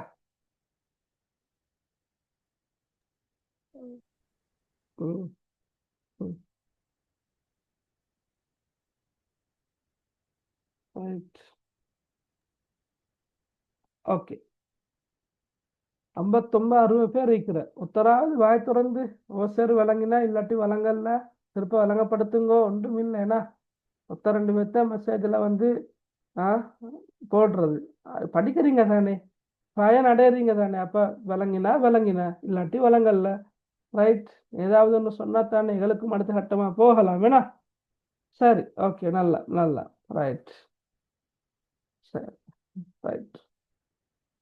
ஓகே. சரி. இப்போ நாங்கள் பார்ப்போம் இந்த ஹதீஸ்ல உள்ள படிப்பினைகள் வந்து. சரியா? நான் சுருக்கமாக சொல்லிட்டு போறேன். உலகத்தில் எத்தனையோ சபைகள் இருக்குது, எத்தனையோ மஜ்லிஸ்கள் இருக்குது, எத்தனையோ அமர்வுகள் இருக்குது. இந்த எல்லா அமர்வுகள்ல, எல்லா மஜ்லிஸ்கள்ல, எல்லா ஹல்காக்கள்ல, எல்லா சபைகள்லையும் அல்லாஹ்விடம் அதிக அந்தஸ்துள்ள சபை என்ன தெரியுமா? அல்லாஹ்வை ஞாபகப்படுத்துகின்ற சபை, அல்லாஹ்வை பற்றி பேசுகின்ற சபை. சரியா? அல்லாஹுடைய படைப்புகளை பற்றி பேசுகின்ற சபை, அல்லாஹுடைய மகத்துவத்தை பேசுகின்ற சபை, அல்லாஹுடைய தூய்மையை பேசுகின்ற சபை. சரியா? அல்லாஹ்வை ஞாபகப்படுத்துகின்ற சபைதான் உலகத்திலேயே அதிக அந்தஸ்துள்ள சபை. அல்லாஹ்விடத்திலும் அதிக கண்ணியமான சபையாக அந்த சபை காணப்படுகின்றது. அதுக்கு பல காரணங்கள் இருக்குது. அதில் குறிப்பாக ஒன்று சொல்லலாம், அல்லாஹ்வை ஞாபகப்படுத்துகின்ற சபைகள்ல, அல்லாஹ்வை பற்றி பேசுகின்ற சபைகள்ல மலக்குமார்கள் இருப்பாங்க. சரியா? மலக்குமார்கள் சூழ்ந்திருப்பார்கள். அந்த மலக்குமார்களை பற்றி சொல்வதாக இருந்தா, அவர்கள் பாவம் செய்யாதவர்கள், எப்போதும் அல்லாஹ்வை துதி செய்யக்கூடியவர்கள், இப்படிப்பட்ட உன்னதமானவர்கள் தான் அந்த இடத்துல வந்து உட்காருவாங்க. அவர்களும் கலந்து கொள்வாங்க. சரியா? அப்ப அந்த மலக்குமார்கள் என்ன செய்வாங்கண்டா, அந்த சபையில இருக்கக்கூடியவர்களுக்காக அல்லாஹ்விட பாவ மன்னிப்பு கேட்பாங்க, அவர்களுக்காக பிரார்த்தனை செய்வாங்க. அல்லாஹும் இந்த மலக்குமார்களிடம் இந்த சபையை பற்றி பெருமையாக பேசுவார். எனவே உலகத்தில மிக கண்ணியமான சபை எதுவென்று சொன்னா, அல்லாஹ்வை நினைவு கூறுகின்ற சபை. அல்லாஹ் பாதுகாக்கணும். இப்ப போற ட்ரெண்ட்ல, போற போக்குல, இந்த நவீனத்தில இப்படியான சபைகளை ஒரு வித்தியாசமான சபையாக பார்க்குற ஒரு பார்வை ஒன்று பொதுவா வந்திருக்குது. ஒரு இலக்காரமா பார்க்குற அவங்க ஒரு 7-8 பேர் 10 பேர் இருப்பாங்க. அதுல போய் உட்காருவத ஒரு ஒரு வித்தியாசமா பார்க்குற. அல்லாஹ் பாதுகாக்கணும். ஏன்னா ரைட், ஏதோ ஒரு அடிப்படையில ஹதீஸ் எடுத்து வாசிப்பாங்க, குர்ஆன மொழிபெயர்ப்பை வாசிப்பாங்க, சஹாபாக்கட வரலாறுகளை பத்தி பேசுவாங்க, அல்லது அல்லாட குதிரத்தை, அல்லாட வல்லமையை பத்தி பேசுவாங்க. அவங்கட அவங்கட அவங்கட சக்திக்கு உட்பட்ட வகையில ஒவ்வொருத்தரும் எப்படியெல்லாம் அல்லாவை பத்தி ஞாபகப்படுத்தலுமோ அப்படியெல்லாம் பேசுவாங்க, கதைப்பாங்க, கலந்துரையாடுவாங்க. சரி, தான் பாண்டித்தியம் பெற்றிருக்கிற இதை விட சிறப்பா செய்யணும் என்றிருந்தா செஞ்சா பரவாயில்லை. அதை விட்டுட்டு எதுவுமே செய்யாம செய்யக்கூடியவங்களை விமர்சிச்சு கொண்டிருக்கிற வந்து ஆரோக்கியமானது அல்ல. விளையலாம் ஏண்டா அவங்க மக்கள்கிட்ட பார்வையில சாதாரணமானவர்களாக இருந்தாலும் அல்லாஹுடைய பார்வையில அதிக அந்தஸ்தும் கண்ணியமும் உடையவர்கள். சரி, ரைட். இப்ப இந்த சபைகளை நாங்களும் போய் உட்காருவதன் மூலமாக அல்லாஹு தாலா எங்களை பாதுகாக்கிறான், எங்கட நாவை பாதுகாக்கிறான். ஏன்?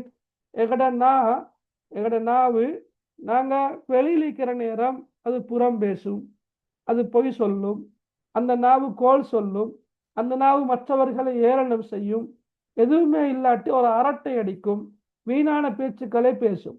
ஆனா அல்லாவை அல்லாவை நினைவு கூறுகின்ற சபையில் நாங்கள் உட்கார்ந்தால் எங்கட நாவு அல்லாஹ்வை நினைவு கூறும், திக்ரு செய்யும், களிமா சொல்லும், தஸ்பீஹ் சொல்லும், தக்பீர் சொல்லும், தஹ்மீத் சொல்லும். அப்ப இந்த பாவங்கள் இருந்து அல்லாஹு தாலா என்ன செய்வான்? எமது நாவை பாதுகாப்பான். அதே மாதிரி கண்கள் கூட பாதுகாக்கப்படும். வெளியில் இருக்கிற நேரம் அல்லாஹ் அனுமதிக்காதவற்றை எல்லாம் எமது கண்கள் பார்க்கும். ஆனா அங்கிருக்கிற நேரம் அப்படி அல்ல, கண்கள் பாதுகாக்கப்படும், செவிகள் பாதுகாக்கப்படும். விளங்கினா? சைத்தான கெடுபிடிகள் இருந்து பாதுகாக்கப்படும். ரைட். இவ்வாறு ஒரு கண்ணியமான சபையைத்தான் நாங்க என்ன செய்யணும்? அதிகமாக பயன்படுத்தி கொள்ளணும். எந்த அளவுக்கு உலகத்துல நாங்க திக்ருடைய சபைகளை அதிகமாக பயன்படுத்துறோமோ அந்த அளவுக்கு அல்லாஹு தாலா சுவனத்துல நிறைய சன்மானங்களை தர காத்திருக்கிறார். ஓகே. அதே போல நீங்க பாருங்க, கவனத்தை ஈர்ப்பதற்காக கேள்வி கேட்டு விட்டு கற்பிக்கும் முறை இங்கு கையாளப்பட்டுள்ளது. உதாரணம் கூறி கற்பிக்கிற முறையும் சொல்லலாம். இன்னொரு டெக்னிக்கையும் ரசூல்லா பயன்படுத்திக்கிற. விளங்கினவங்களுக்கு கற்பித்த நுட்பங்கள் என்று சொல்லிட்டு டீச்சர்ஸ்மாருக்கு நிறைய விஷயங்கள் சொல்லி கொடுக்கப்படுற. ரைட். அந்த கற்பித்த நுட்பங்களை ஏற்கனவே ரசூலுல்லா பயன்படுத்திக்கிற. அதுல ஒன்றுதான் மாணவர்களுடைய கவனத்தை ஈர்ப்பதற்காக வேண்டி கேள்வி கேட்கிற. கேள்வி கேட்டு மாணவர்களுடைய துலங்களை பெற்றுக்கொண்டு கற்பிக்கிறவர் என்ன செய்வாரு? விடைய சொல்லி கொடுப்பாரு, விஷயத்தை சொல்லி கொடுப்பாரு. அப்ப ரசூலை பாருங்க, சுவன பூங்காக்கள் பக்கமாக நீங்கள் சென்றால் நன்றாக மேய்ந்து கொள்ளுங்கள். அப்ப சஹாபாக்களுக்கு ஒரு திட்டம் ஒன்று இல்லை. சுவன பூங்காக்கள் அப்படி என்ன, அது உலகத்துல எங்க இருக்குது? உலகத்துல சுவன பூங்கா இங்க இருக்குது, பூங்கா இருக்குது. ஆனா சுவன பூங்கா சொர்க்கத்தையே கண்ணால காணல. அப்ப அப்படி கொள்ள சுவன பூங்கா இங்க இருக்குது. அப்புறம் சஹாபாக்களை தூண்டிக்கிறான் ரசூலுல்லா. விளையினா? அப்படி சுவன பூங்காக்கள் எங்க இருக்கிற அப்படி என்றா என்ன என்று கேட்க வைக்கிற ரசூலுல்லா. அப்ப சொன்னாங்க திக்ருடைய சபைகள் என்று சொன்னாங்க. விளங்கினா? அந்த கேள்வி கேட்கறதுக்கான தூண்டல் ரசூலுல்லா என்ன செஞ்சுக்கிறாங்க? கொடுத்துக்கிறாங்க. ரைட். இதெல்லாத்தையும் என்ன செய்யலாம்? படிப்பனையா எழுதலாம். அதே போல இலக்கிய நயம் என்று வரக்கொள்ள நீங்க பாருங்க, அந்த ஃபர்தஉ என்ற சொல் ஃபர்தஉ என்ற கருத்து என்ன? நன்றாக மேய்ந்து கொள்ளுங்கள் என்ற அந்த பிரயோகமானது உள்ளத்தை நன்கு ஈர்க்கக்கூடியதாக காணப்படுகின்றது இல்லையா? அப்படித்தானே? நன்றாக மேய்ந்து கொள்ளுங்கள் ஃபர்தஉ. அப்ப அது உள்ளத்துல ஒரு தாக்கத்தை ஏற்படுத்தக்கூடியதாக, உள்ளத்தை நன்கு ஈர்க்கக்கூடியதாக காணப்படுகின்றது. அதே போல நீங்க பார்க்கலாம், ரியாதுல் ஜன்னா, சுவன பூஞ்சோலைகள், சுவன பூங்காக்கள் என்ற அந்த சொல் திரும்ப திரும்ப வந்திருப்பது ஓசைனத்துக்கு அழகு சேர்க்கிறேன். ரைட். ரா என்ற எழுத்து பல இடங்கள்ல வந்திருக்குது. ரைட். மரர்த்தும் இங்க 2 இடத்துல வந்திருக்குது. மரர்த்தும். ஓகே. ரியால். ரைட். இங்க வந்திருக்குது. ஃபர்தஉ திருப்ப ரியால். ஹிலகு திக்ர். அப்ப அது இலக்கியம் சரியா வரலாற்றி சரியா ஏதாவது சொல்றதுக்காக வேண்டி இதெல்லாம் சொல்லலாம. ரா என்ற எழுத்து பல சொற்கள் இடம்பிட்டிருப்பதும் ஓசைனத்துக்கு அழகு சேர்க்கின்றது. சொற்சுருக்கம் கருத்து செறிவுள்ள ஹதீஸாக இந்த ஹதீஸ் காணப்படுகின்றது. அதையும் எழுதலாம், சொல்லலாம். அதே போல உலகத்தில் உள்ள திக்ரு சபைகள் சுவன பூஞ்சோலைகளுக்கு ஒப்பிடப்பட்டிருக்கிற இல்லையா? திக்ருடைய சபைகள், அல்லாஹுவை நினைவு கூறுகின்ற சபைகள் எதுக்கு ஒப்பிடப்பட்டிருக்கிற? சுவன பூங்காக்களுக்கு. அந்த அடிப்படையில இங்கு கையாளப்பட்டுள்ள உவமானம் சுவன பூஞ்சோலைகள். உவமயம் என்ன? திக்ருடைய சபைகள். உவமயம் திக்ருடைய சபைகள். ஒற்றுமை நிறைய சொல்லலாம். ஒற்றுமையை நிறைய சொல்லலாம். எப்படி? நலவுகள் நிரம்பிய இடம். சுவன பூஞ்சோலைகள் எவ்வாறு நன்மைகள் நிரம்பி காணப்படுகின்றனவோ அவ்வாறு திக்ருடைய சபைகள்ல நன்மைகள் நிரம்பி காணப்படுகின்றன. எனவேதான் நலவுகள் நிரம்பிய இடம், நன்மைகளை பெற்றுக்கொள்ள முடியுமான இடம். 2வது, அல்லாஹ்வின் அருள் நிரம்பிய இடம். சுவன பூங்காக்கள்ல எப்படி அல்லாஹ்ட அருள் நிரம்பி காணப்படுகின்றதோ அதே போன்று திக்ருடைய சபைகள்லையும் அல்லாஹ்வின் அருள் நிரம்பி காணப்படுகின்றது. ஷைத்தானின் ஆதிக்கங்கள் அற்ற இடம். சுவன பூங்காக்கள்ல எப்படி ஷைத்தாண்ட ஆதிக்கம் இல்லையோ திக்ருடைய சபைகள்லையும் அல்லாஹு தாலா ஷைத்தாண்ட ஆதிக்கத்தை விட்டு பாதுகாப்பார். உள்ளத்துக்கு அமைதி தரும் இடம். சுவன பூங்காக்கள்ல எப்படி உள்ளத்துக்கு அமைதி கிடைக்குதோ, உள்ளத்துக்கு நிம்மதி கிடைக்குதோ, திக்ருடைய சபைகள் உட்காருவதன் மூலமாக உள்ளத்துக்கு அமைதி கிடைக்குது. நல்லவர்கள் நிரம்பிய இடம். பாவமான காரியங்கள் இடம்பெறாத இடம். அல்லாஹ்வை உணர்வு பூர்வமாக அறிகின்ற இடம். இவ்வாறு நிறைய ஒற்றுமைகள் இருக்குது. பழகினா பிள்ளைகள், பழகினா இந்த ஒற்றுமைகளை மையமாக கொண்டும் நீங்க படிப்பினை எழுதலாம். இந்த நான் இங்க போட்டுக்கிற இந்த பாயிண்ட்ஸ் போட்டுக்கிறேன் என்னோட புத்தகத்துல இருக்காது என்று நினைக்கிறேன். இல்லாட்டி நீங்க தான் நோட் பண்ணிக்கொள்ளணும், இல்லாட்டி ஸ்கிரீன்ஷாட் எடுத்துக்கொள்ளணும். வழங்கினா ஓகே. அப்ப இந்த ஒற்றுமைகளை மையமாக கொண்டும் என்ன செய்யலாம்? படிப்பினைகளை கூட எழுதலாம்.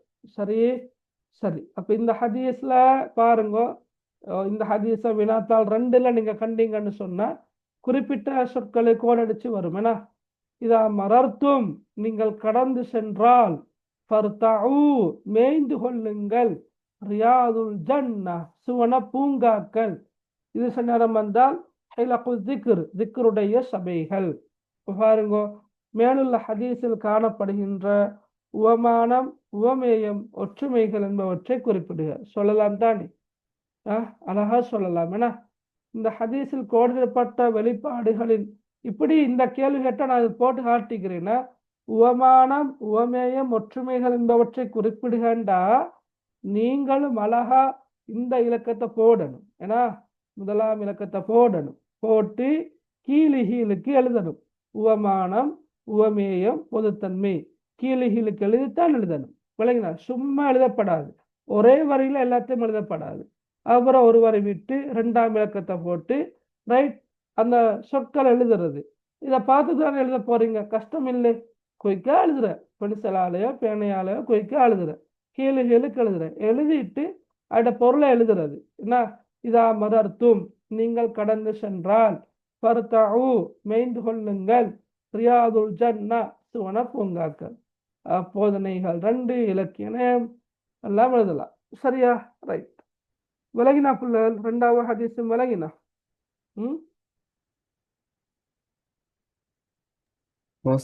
ஓகே. சரி. டவுட் எதுவும் மீக்கிறா பிள்ளைகள்? இல்ல சார். இல்லையா? சரி. அப்ப 2 ஹதீஸ பார்த்தோம். சரியா? எத்தனை ஹதீஸ பார்த்தோம்? 2 ஹதீஸ். ஒன்று இன்னல்லதி லைஸ ஃபீ ஜௌஃபிஹி ஷைஉம் மினல் குர்ஆனி கல் பைத்தில் ஹரிப். அதை பார்த்தோம். ரெண்டாவது இதா மரர்தும் பிரியாதுல் ஜன்ன ஃபர்தஉ காலு வமா ரியாதுல் ஜன்ன கால ஹிலகுல் திக்ர். சரியா தங்கமே? உங்களோட வீடியோஸ் எல்லாம் ஆஃப் பண்ணிக்கொள்ளுங்கோ. ஓகே, உங்களை அறியாம நீங்க வீடியோ ஆன் பண்ணிக்கிறீங்க, வீட்டுல நீங்க கசுவலா இருக்கிறீங்க. ரைட், கவனமா. பாடம் ரெக்கார்ட் ஆகுது. சில நேரம் இந்த ரெக்கார்டிங் வந்து யூடியூப் போகலாம். விளங்கினா?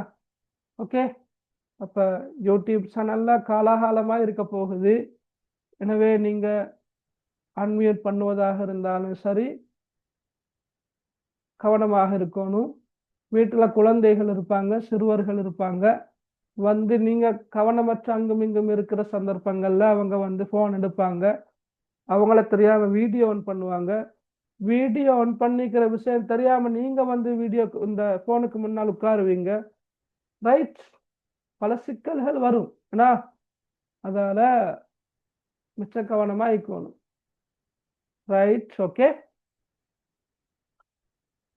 சரி, ரைட், சரி. நாங்க இந்த ஹதீஸையும் பார்த்துட்டு இன்ஷா அல்லாஹ் இன்றைய வகுப்பு நிறைவு கொண்டு வரோம். நாங்க இன்ஷா அல்லாஹ் 2ஆம் தவணைக்கு முன்னால கிளாஸ் ஒன்று செய்யலுமா என்றது சம்பந்தமாக நான் கொஞ்சம் கேட்டு பார்த்துட்டு சொல்றேன். ரைட், இந்த ஹதீஸ் மிச்ச லேசான ஹதீஸ். அபூ உபைதா ரலியல்லாஹு அன்ஹு அவங்க அறிவிக்கிறாங்க, ரசூலுல்லாஹி ஸல்லல்லாஹு அலைஹி வஸல்லம் அவங்க சொன்னாங்க, அஸ்ஸியாமு ஜுன்னஹ் மா லம் யஹ்ரிக்ஹா. அவ்வளவுதான் ஹதீஸ். அஸ்ஸியாமு ஜுன்னஹ் மா லம் யஹ்ரிக்ஹா. இதுல அஸ்ஸியாம் என்ற சொல் உங்களுக்கு பரிச்சயமான சொல். நோன்பு என்ற பாடம், நோன்பின் தாத்பரியங்கள் அல்லது நோன்பை குறிக்கின்ற அரபு பதம் என்று தெளிவாக இஸ்லாம் பாடத்துல படிச்சிருப்பீங்க. சௌம், சியாம், ஏன்னா படிச்ச நினைக்கிறேன். சௌம், சியாம். ஓகே, சியாம் என்பது என்ன? நோன்பு. ஜுன்னா, ஜன்னா இல்ல, ஜன்னாண்டா சொர்க்கம். பாருங்க எவ்வளவு ஹரக்கத் வித்தியாசமாயினா கருத்து வித்தியாசமாகிறதுக்கு நல்ல உதாரணம் தான் இது. நாங்க பார்த்தோம் ஜன்னாண்டா சொர்க்கம், ஜுன்னாண்டா கேடயம். விளங்கினா அவளுக்கு? அதனால குர்ஆன் ஓதக்கொள்ளையும், குறிப்பாக சூரத்துல் ஃபாத்திஹா தொழுகையில் ஓதக்கொள்ளையும் சரி, குர்ஆன் ஓதக்கொள்ளையும் சரி, சரியான உச்சரிப்புகளோட நாங்க ஓதணும். சரியான குறியீடுகளை வச்சு ஓதணும். விளங்கினா? நம்ம தீக்கிற இடத்துல ஃபத்தஹத்தெல்லாம் வச்சு ஓதுனா சிக்கல் ஆகிடும், கருத்து வித்தியாசம் ஆகிடும். ஓகே, ஜுன்னாண்ட கேடயம். எது வரைக்கும்? மாலம் யஹ்ரிக்ஹா, அதனை உடைக்காமல் இருக்கும் வரைக்கும், அதனை உடைக்காது இருக்கும் வரைக்கும். அப்ப அஸ்ஸியாமு ஜுன்னத்துன் மாலம் யஹ்ரிக்ஹா, நோன்பு ஒரு கேடயமாகும். நோன்பு ஒரு கேடயமாகும், அதனை உடைக்காமல் இருக்கும் வரை, அதனை உடைக்காமல் இருக்கும் வரை. இது நசாயில வந்திருக்கின்ற ஒரு ஹதீஸ். சரியா? ரைட், அவ்வளவுதான் ஹதீஸ. ரைட், சிம்பிளான இலகுவான ஒரு ஹதீஸ். அப்ப இந்த ஹதீஸ்ல நிறைய படிப்பினைகள் இருக்குதுன்னா, ரைட். ஒன்று, நோன்பு ஒரு மனிதனை பாவங்களை விட்டும் தீமைகளை விட்டும் பாதுகாக்கின்றது. அப்ப ஒப்பிட்டு சொல்வதாக இருந்தால், போர்க்களத்துல ஒரு வீரனை ஒரு கேடயம் எவ்வாறு பாதுகாக்கின்றதோ, அதிலிருந்து ஈட்டி முனைகள் இருந்து, வாள் வீச்சுகள் இருந்து, வாள் வெட்டுகள் இருந்து ஒரு வீரனை, ஒரு போர் வீரனை எப்படி கேடயம் பாதுகாக்கின்றதோ, அதே போன்றுதான் நோன்பும் கூட ஒரு மனிதனை பாவங்களை விட்டும் தீமைகளை விட்டும் என்ன செய்யுது? பாதுகாக்கின்றது. இரண்டாவது படிப்பின் என்ன? உதாரணங்களை கூறி கற்பித்தல். நான் சொன்னேன், ஏற்கனவே சொன்னேன், நோன்பை கேடயத்து ரசூலுல்லாஹ் ஒப்பிட்ட மாதிரி தான் சொல்லிக்கிறாங்க. அடுத்த மூன்றாவது பாருங்க, நோன்பு கேடயமாக இருந்து ஒரு அடியான பாவங்கள் இருந்து பாதுகாப்பது போன்று. விளங்கினா? நோன்பு கேடயமாக இருந்து, சௌம் என்றாலும் நோன்பு, சியாம் என்றாலும் நோன்பு தானே. சௌம் என்றாலும் நோன்பு, சியாம் என்றாலும் நோன்பு தான். சரி, இப்ப நோன்பு கேடயமாக இருந்து ஒரு அடியானை எப்படி பாதுகாக்குதோ பாவங்கள் இருந்து, அதே போலதான் நோன்பு நரகத்தை விட்டும் ஒரு அடியான பாதுகாக்கின்றது. நோன்பு நரகத்தை விட்டும் பாதுகாக்கின்றது. சரியா? ஏண்டா இப்ப நான் கொஞ்சம் விளக்கமா சொல்லிக்கிறேன். நரகம் என்பது மனோ இச்சைகளால சூழப்பட்டிருக்கிறது. ரசூலுல்லாஹ் சொன்னாங்க, குஃபத்தின் நாரு பிஸ்ஸஹவாத், நரகம் என்பது மனோ இச்சைகளால சூழப்பட்டிருக்குது. மனோ இச்சை என்றா என்ன? மனசு விரும்புறது எல்லாத்தையுமே செய்யறதுதான் மனோ இச்சை. வணங்கினா மனசு விரும்புறதெல்லாம் செய்யறது பிழை. இஸ்லாத்தின் பார்வையில மனசு விரும்புறது எல்லாத்தையும் செய்ய இயலுமான்னு கேட்டா இயலாது இல்லையா? அப்ப மன நோன்பு என்பது, நரகம் என்பது மனோ இச்சைகளால சூழப்பட்டிருக்குது. ஆனா நோன்பு என்ன செய்யும்? மனோ இச்சைகளை விட்டும் ஒரு மனிதனை பாதுகாக்கும். நோன்பை பிடிச்சு கொண்டு மனசு சொல்றது எல்லாத்தையும் செய்யலாம் இல்லையா? நோன்பு ஒரு மனிதனை கட்டுப்படுத்துது, பாதுகாக்குது. அப்ப அந்த அடிப்படையில நரகத்தை விட்டும் என்ன செய்யுது? அந்த நோன்பு அந்த அடியான பாதுகாக்குது. சரியா? அப்ப நோன்பு சுருக்கமா சொல்வதாக இருந்தால், நோன்பு எவ்வாறு ஒரு அடியானை பாவங்களை விட்டும் பாதுகாக்கின்றதோ அதே போன்று நரகத்தை விட்டும் அந்த அடியானை என்ன செய்யுது? நோன்பு பாதுகாக்கின்றது. ரைட். அதே போல இப்ப கேடயம்னு சொன்னோம் தானே, அந்த கேடயத்தை உடைக்கின்ற விஷயங்கள் இருக்குது. அது மாலம் யஹ்ரிக்குஹான்னு வந்து சொல்லுண்டு வந்தானே ஹதீஸ்ல, அதனை உடைக்காது இருக்கும் வரை. அப்ப அந்த நோன்பு என்ற அந்த கேடயத்தை உடைக்கின்ற விடயங்கள் இருக்கின்றன. உதாரணமாக புறம் பேசுற, நோம்பை பிடிச்சு கொண்டு புறம் பேசுற, பொய் சொல்ற, கெட்ட வார்த்தைகளை பேசுற, அர்த்தமில்லாத பேச்சுகளை பேசுற, கேளிக்கையான விடயங்கள் ஈடுபடுற, கரம் விளையாடுற, டாம் விளையாடுற, சரியா? நல்லா தூங்குற. ரைட். நோம்பை பிடிச்சா ஒரு கருத்தொன்று இருக்குது, நோம்பை பிடிச்சா தாராளமா தூங்கியலும் அப்படி என்ன சொல்லிட்டு தூங்கு தூங்கு தூங்குன்னு தூங்குற. ரைட். எத்தனை மணி நேரம் காட்டியும் லொஹரு பிறகும் தூங்குற. ரைட். 2 மணி வரை காட்டியும் தூங்குற. தூங்கிட்டு அதுக்கு பிறகு நைட் ஃபுல்லா முழிச்சுக்கிறதுக்கு அங்க நைட்ல வேற வேற டியூட்டிஸ் விளங்குனா. ரைட். அப்ப புறம் பேசுவதும், பொய் உரைப்பதும், கெட்ட வார்த்தைகள் பேசுவதும், அர்த்தமில்லாத பேச்சுகளை பேசுறதும் எல்லாமே நோன்பு என்ற கேடயத்தை உடைக்குது. ரசூல்லா சொன்னாங்க இன்னொரு ஹதீஸ்ல பாருங்க, அஸ்யாமு ஜுன்னா. இதை நீங்க பாடமாக்க தேவையில்ல, ஆனா தெரிஞ்சு வச்சு கொள்றா நல்லா. அஸ்யாமு ஜுன்னா, நோன்பு ஒரு கேடயமாகும். பாவங்களை விட்டும் பாதுகாக்கின்ற ஒரு கேடயம் தான் நோன்பு. இன்னொரு ஹதீஸ்ல சொன்னாங்க. எனவே ஃபலாயர் புஸ், நோன்பாளி என்ன செய்யக்கூடாது? கெட்ட பேச்சுக்களை பேசக்கூடாது. ஃபலாயர் புஸ் வலா எஜ்ஜுகள், முட்டாள்தனமான செயல்கள்ல ஈடுபடக்கூடாது, அறிவீனமான செயல்கள்ல ஈடுபடக்கூடாது. வைனி முருகன் காத்தலகு உசாத்தமகு, யாரேனும் அவருடைய சண்டைக்கு வந்தால் அல்லது ஏசினார், சண்டைக்கு போற அல்லது ஏசுற, அவர் சொல்லட்டும், ஃபல் யகுல் இன்னி சாயிம் மர்ரத்தைனி, நான் நோன்பாளி என்று 2 முறை கூறட்டும் என்று அவர் சொன்னார். ரசூல்லா சொல்லிக்கிறாங்க. அப்ப நோன்பு பிடிச்சு கொண்டு அறிவீனமாக நடந்து கொள்வதும், கெட்ட வார்த்தைகளை பேசுறதும், விளங்கினா முட்டாத்தனமான செயல்களில் ஈடுபடுறதும், சரியா, அர்த்தமற்ற வேலைகள் ஈடுபடுறதும் அந்த நோன்பை பாலாக்குகின்ற விடயங்கள் ஆகும். எனவே நோன்பை பிடிச்சு கொண்டு இவ்வாறான செயற்பாடுகள்ல ஈடுபடக்கூடாது. ரைட். இலக்கியம் கொண்டு வரக்கொள்ள சொச்சுருக்கமாக இருந்தாலும் ஆழமான கருத்துக்களை தரக்கூடியதாக இந்த ஹதீஸ் காணப்படுகின்றது.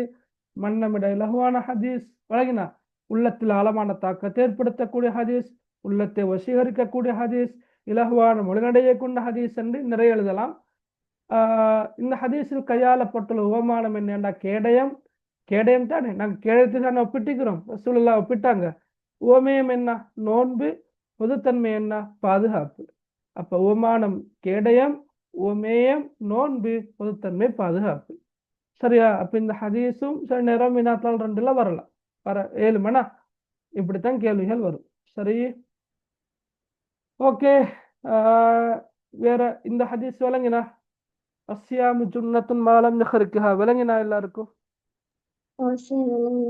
ஓகே. இப்ப நீங்க ஸ்கூல் என்ன படிக்கிறீங்க? எப்படி போகுது பாடங்கள்? ரைட். செகண்ட் டைமுக்குள்ள பாட பரப்பு எல்லாம் படிச்சு முடிச்சிட்டீங்களா? ஓகே, சரி, ஓகே, சரி. நான் இன்ஷால்லா அவரோட குரூப்ல செகண்ட் டைமுக்குரிய சில வினாப்பத்திரங்களை நான் ஷேர் பண்றேன். சரியா? இன்ஷால்லா. அப்ப நீங்க அந்த வினாப்பத்திரங்களை பிரிண்ட் அவுட் பண்ணி, ஓகே, பிரிண்ட் அவுட் பண்ணி செஞ்சு பாருங்க. ரைட். கட்டாயமா செஞ்சு பாருங்க. நாங்கள் இன்ஷால்லா 7 இருந்தால் அவரோட எக்ஸாமுக்கு முன்னால கிளாஸ் ஒன்றை செய்ய பார்ப்போம், ட்ரை பண்ணுவோம், பார்ப்போம் இன்ஷால்லா. சரியா? ஓகே. அப்படியே அவளுக்கு கிளாஸ் வேணுமா இருந்தா நீங்க என்னைட்ட கேட்கறத விட அந்த அந்த நம்பர் ஒன்று நான் சொல்லுவேன், அவங்கள்ட்ட தான் நீங்கள் கேட்கணும். சரியா? மேலதிகமாக வகுப்பு ஒன்று போட்டு தாங்க அப்படின்ட்டு இந்த நம்பருக்கு தான் நீங்கள் கேட்கணும். ரைட்? நோட் 771717 சாரி, நோட் 7731711718 இந்த நம்பரை கண்டக்ட் பண்ணி, ரைட், எங்களுக்கு 2ஆம் தவணை பரீட்சை நெருங்குது. ஆனால் எங்களுக்கு ஒரு பாடமீட்டல் ஒன்று செஞ்சால் நல்லா. எனவே நாங்கள் இந்த இன்னொரு வகுப்போ மேலதிகமாக 2 வகுப்போ இடம்பெற்றால் நல்ல என்ற கருத்தை நீங்கள் என்னட்ட சொல்லப்படாது. இபிசி தானே செய்யுது. இபிசி நிறுவனத்துக்கூடாக நான் செய்கிறேன். சரியா? அப்போ அந்த அடிப்படையில் இவங்களுக்கிட்ட நீங்கள் எல்லாரும் மாதிரி ரைட் சொன்னீங்கன்னு சொன்னால் பெரும்பாலும் அவங்க யோசிப்பாங்க. அப்போ இன்னொரு கிளாஸ் சொன்னால் மேலதிகமாக செய்கிறது சந்தர்ப்பம் ஒன்று தருவாங்க இன்ஷா அல்லாஹ். சரியா? விளங்கினா? ஓகே ஓகே சரி. என்னக்கட பாடப்பரப்பும் முடியல, இன்னும் மீக்குது இல்லையா? நான் சொன்னேன் முத்தஸிர் இருக்குது, உங்களை ஹதீஸும் மீக்குது, இன்னும் அதே போல உரைநடையும் மீக்குது. நாங்கள் கவிதையை பார்க்கவே இல்லை. சரி, இப்போ நீங்களும் யூடியூப்லேயும் இருக்குது, நீங்கள் அதையும் பார்த்து கொள்ளுங்க, யூடியூபையும் பாருங்க. ஆனால் டேர்ம் எக்ஸாமுக்கு முன்னால் ஒரு டிஸ்கஷன் ஒன்று இருந்தால் நல்ல மண் கருதுனா நீங்கள் நான் சொன்ன அந்த நம்பருக்கு நீங்கள் மெசேஜ் பண்ணி சொல்லுங்க இன்ஷா அல்லாஹ். அப்படியா சாரா? ரைட், ஓகே, அல்ஹம்துலில்லாஹ். ஓகே, அல்லாஹ் ஹைர். ஓகேம்மா, பாரக்கல்லாஹ் ஃபீக். அப்போ நாங்கள் இன்ஷா அல்லாஹ் கிளாஸை நிறைவு கொண்டு வரோம். ஏண்ட கண்டக்ட் நம்பரும் பெரும்பாலும் உங்கள்கிட்டக்கும், உங்களுக்கு ஏதும் டவுட் அளிக்கிறேன்டா கேளுங்க, மெசேஜ் பண்ணுங்க. எனக்கு கொஞ்சம் ஓஃபாக இருந்தால் நான் பார்த்து ரிப்ளை ஒன்று தாரேன் இன்ஷா அல்லாஹ். Right, okay. சுப்ஹானக அல்லாஹும்ம வ பிஹம்திக் அஷ்ஹது அல்லா இலாஹ இல்லா அன்த அஸ்தக்ஃபிருக வ அத்தூபு இலைக். அஸ்ஸலாமு அலைக்கும் வ ரஹ்மத்துல்லாஹி வ பரகாத்துஹு. وعليكم السلام ورحمة الله وعليكم السلام ورحمة الله وبركاته.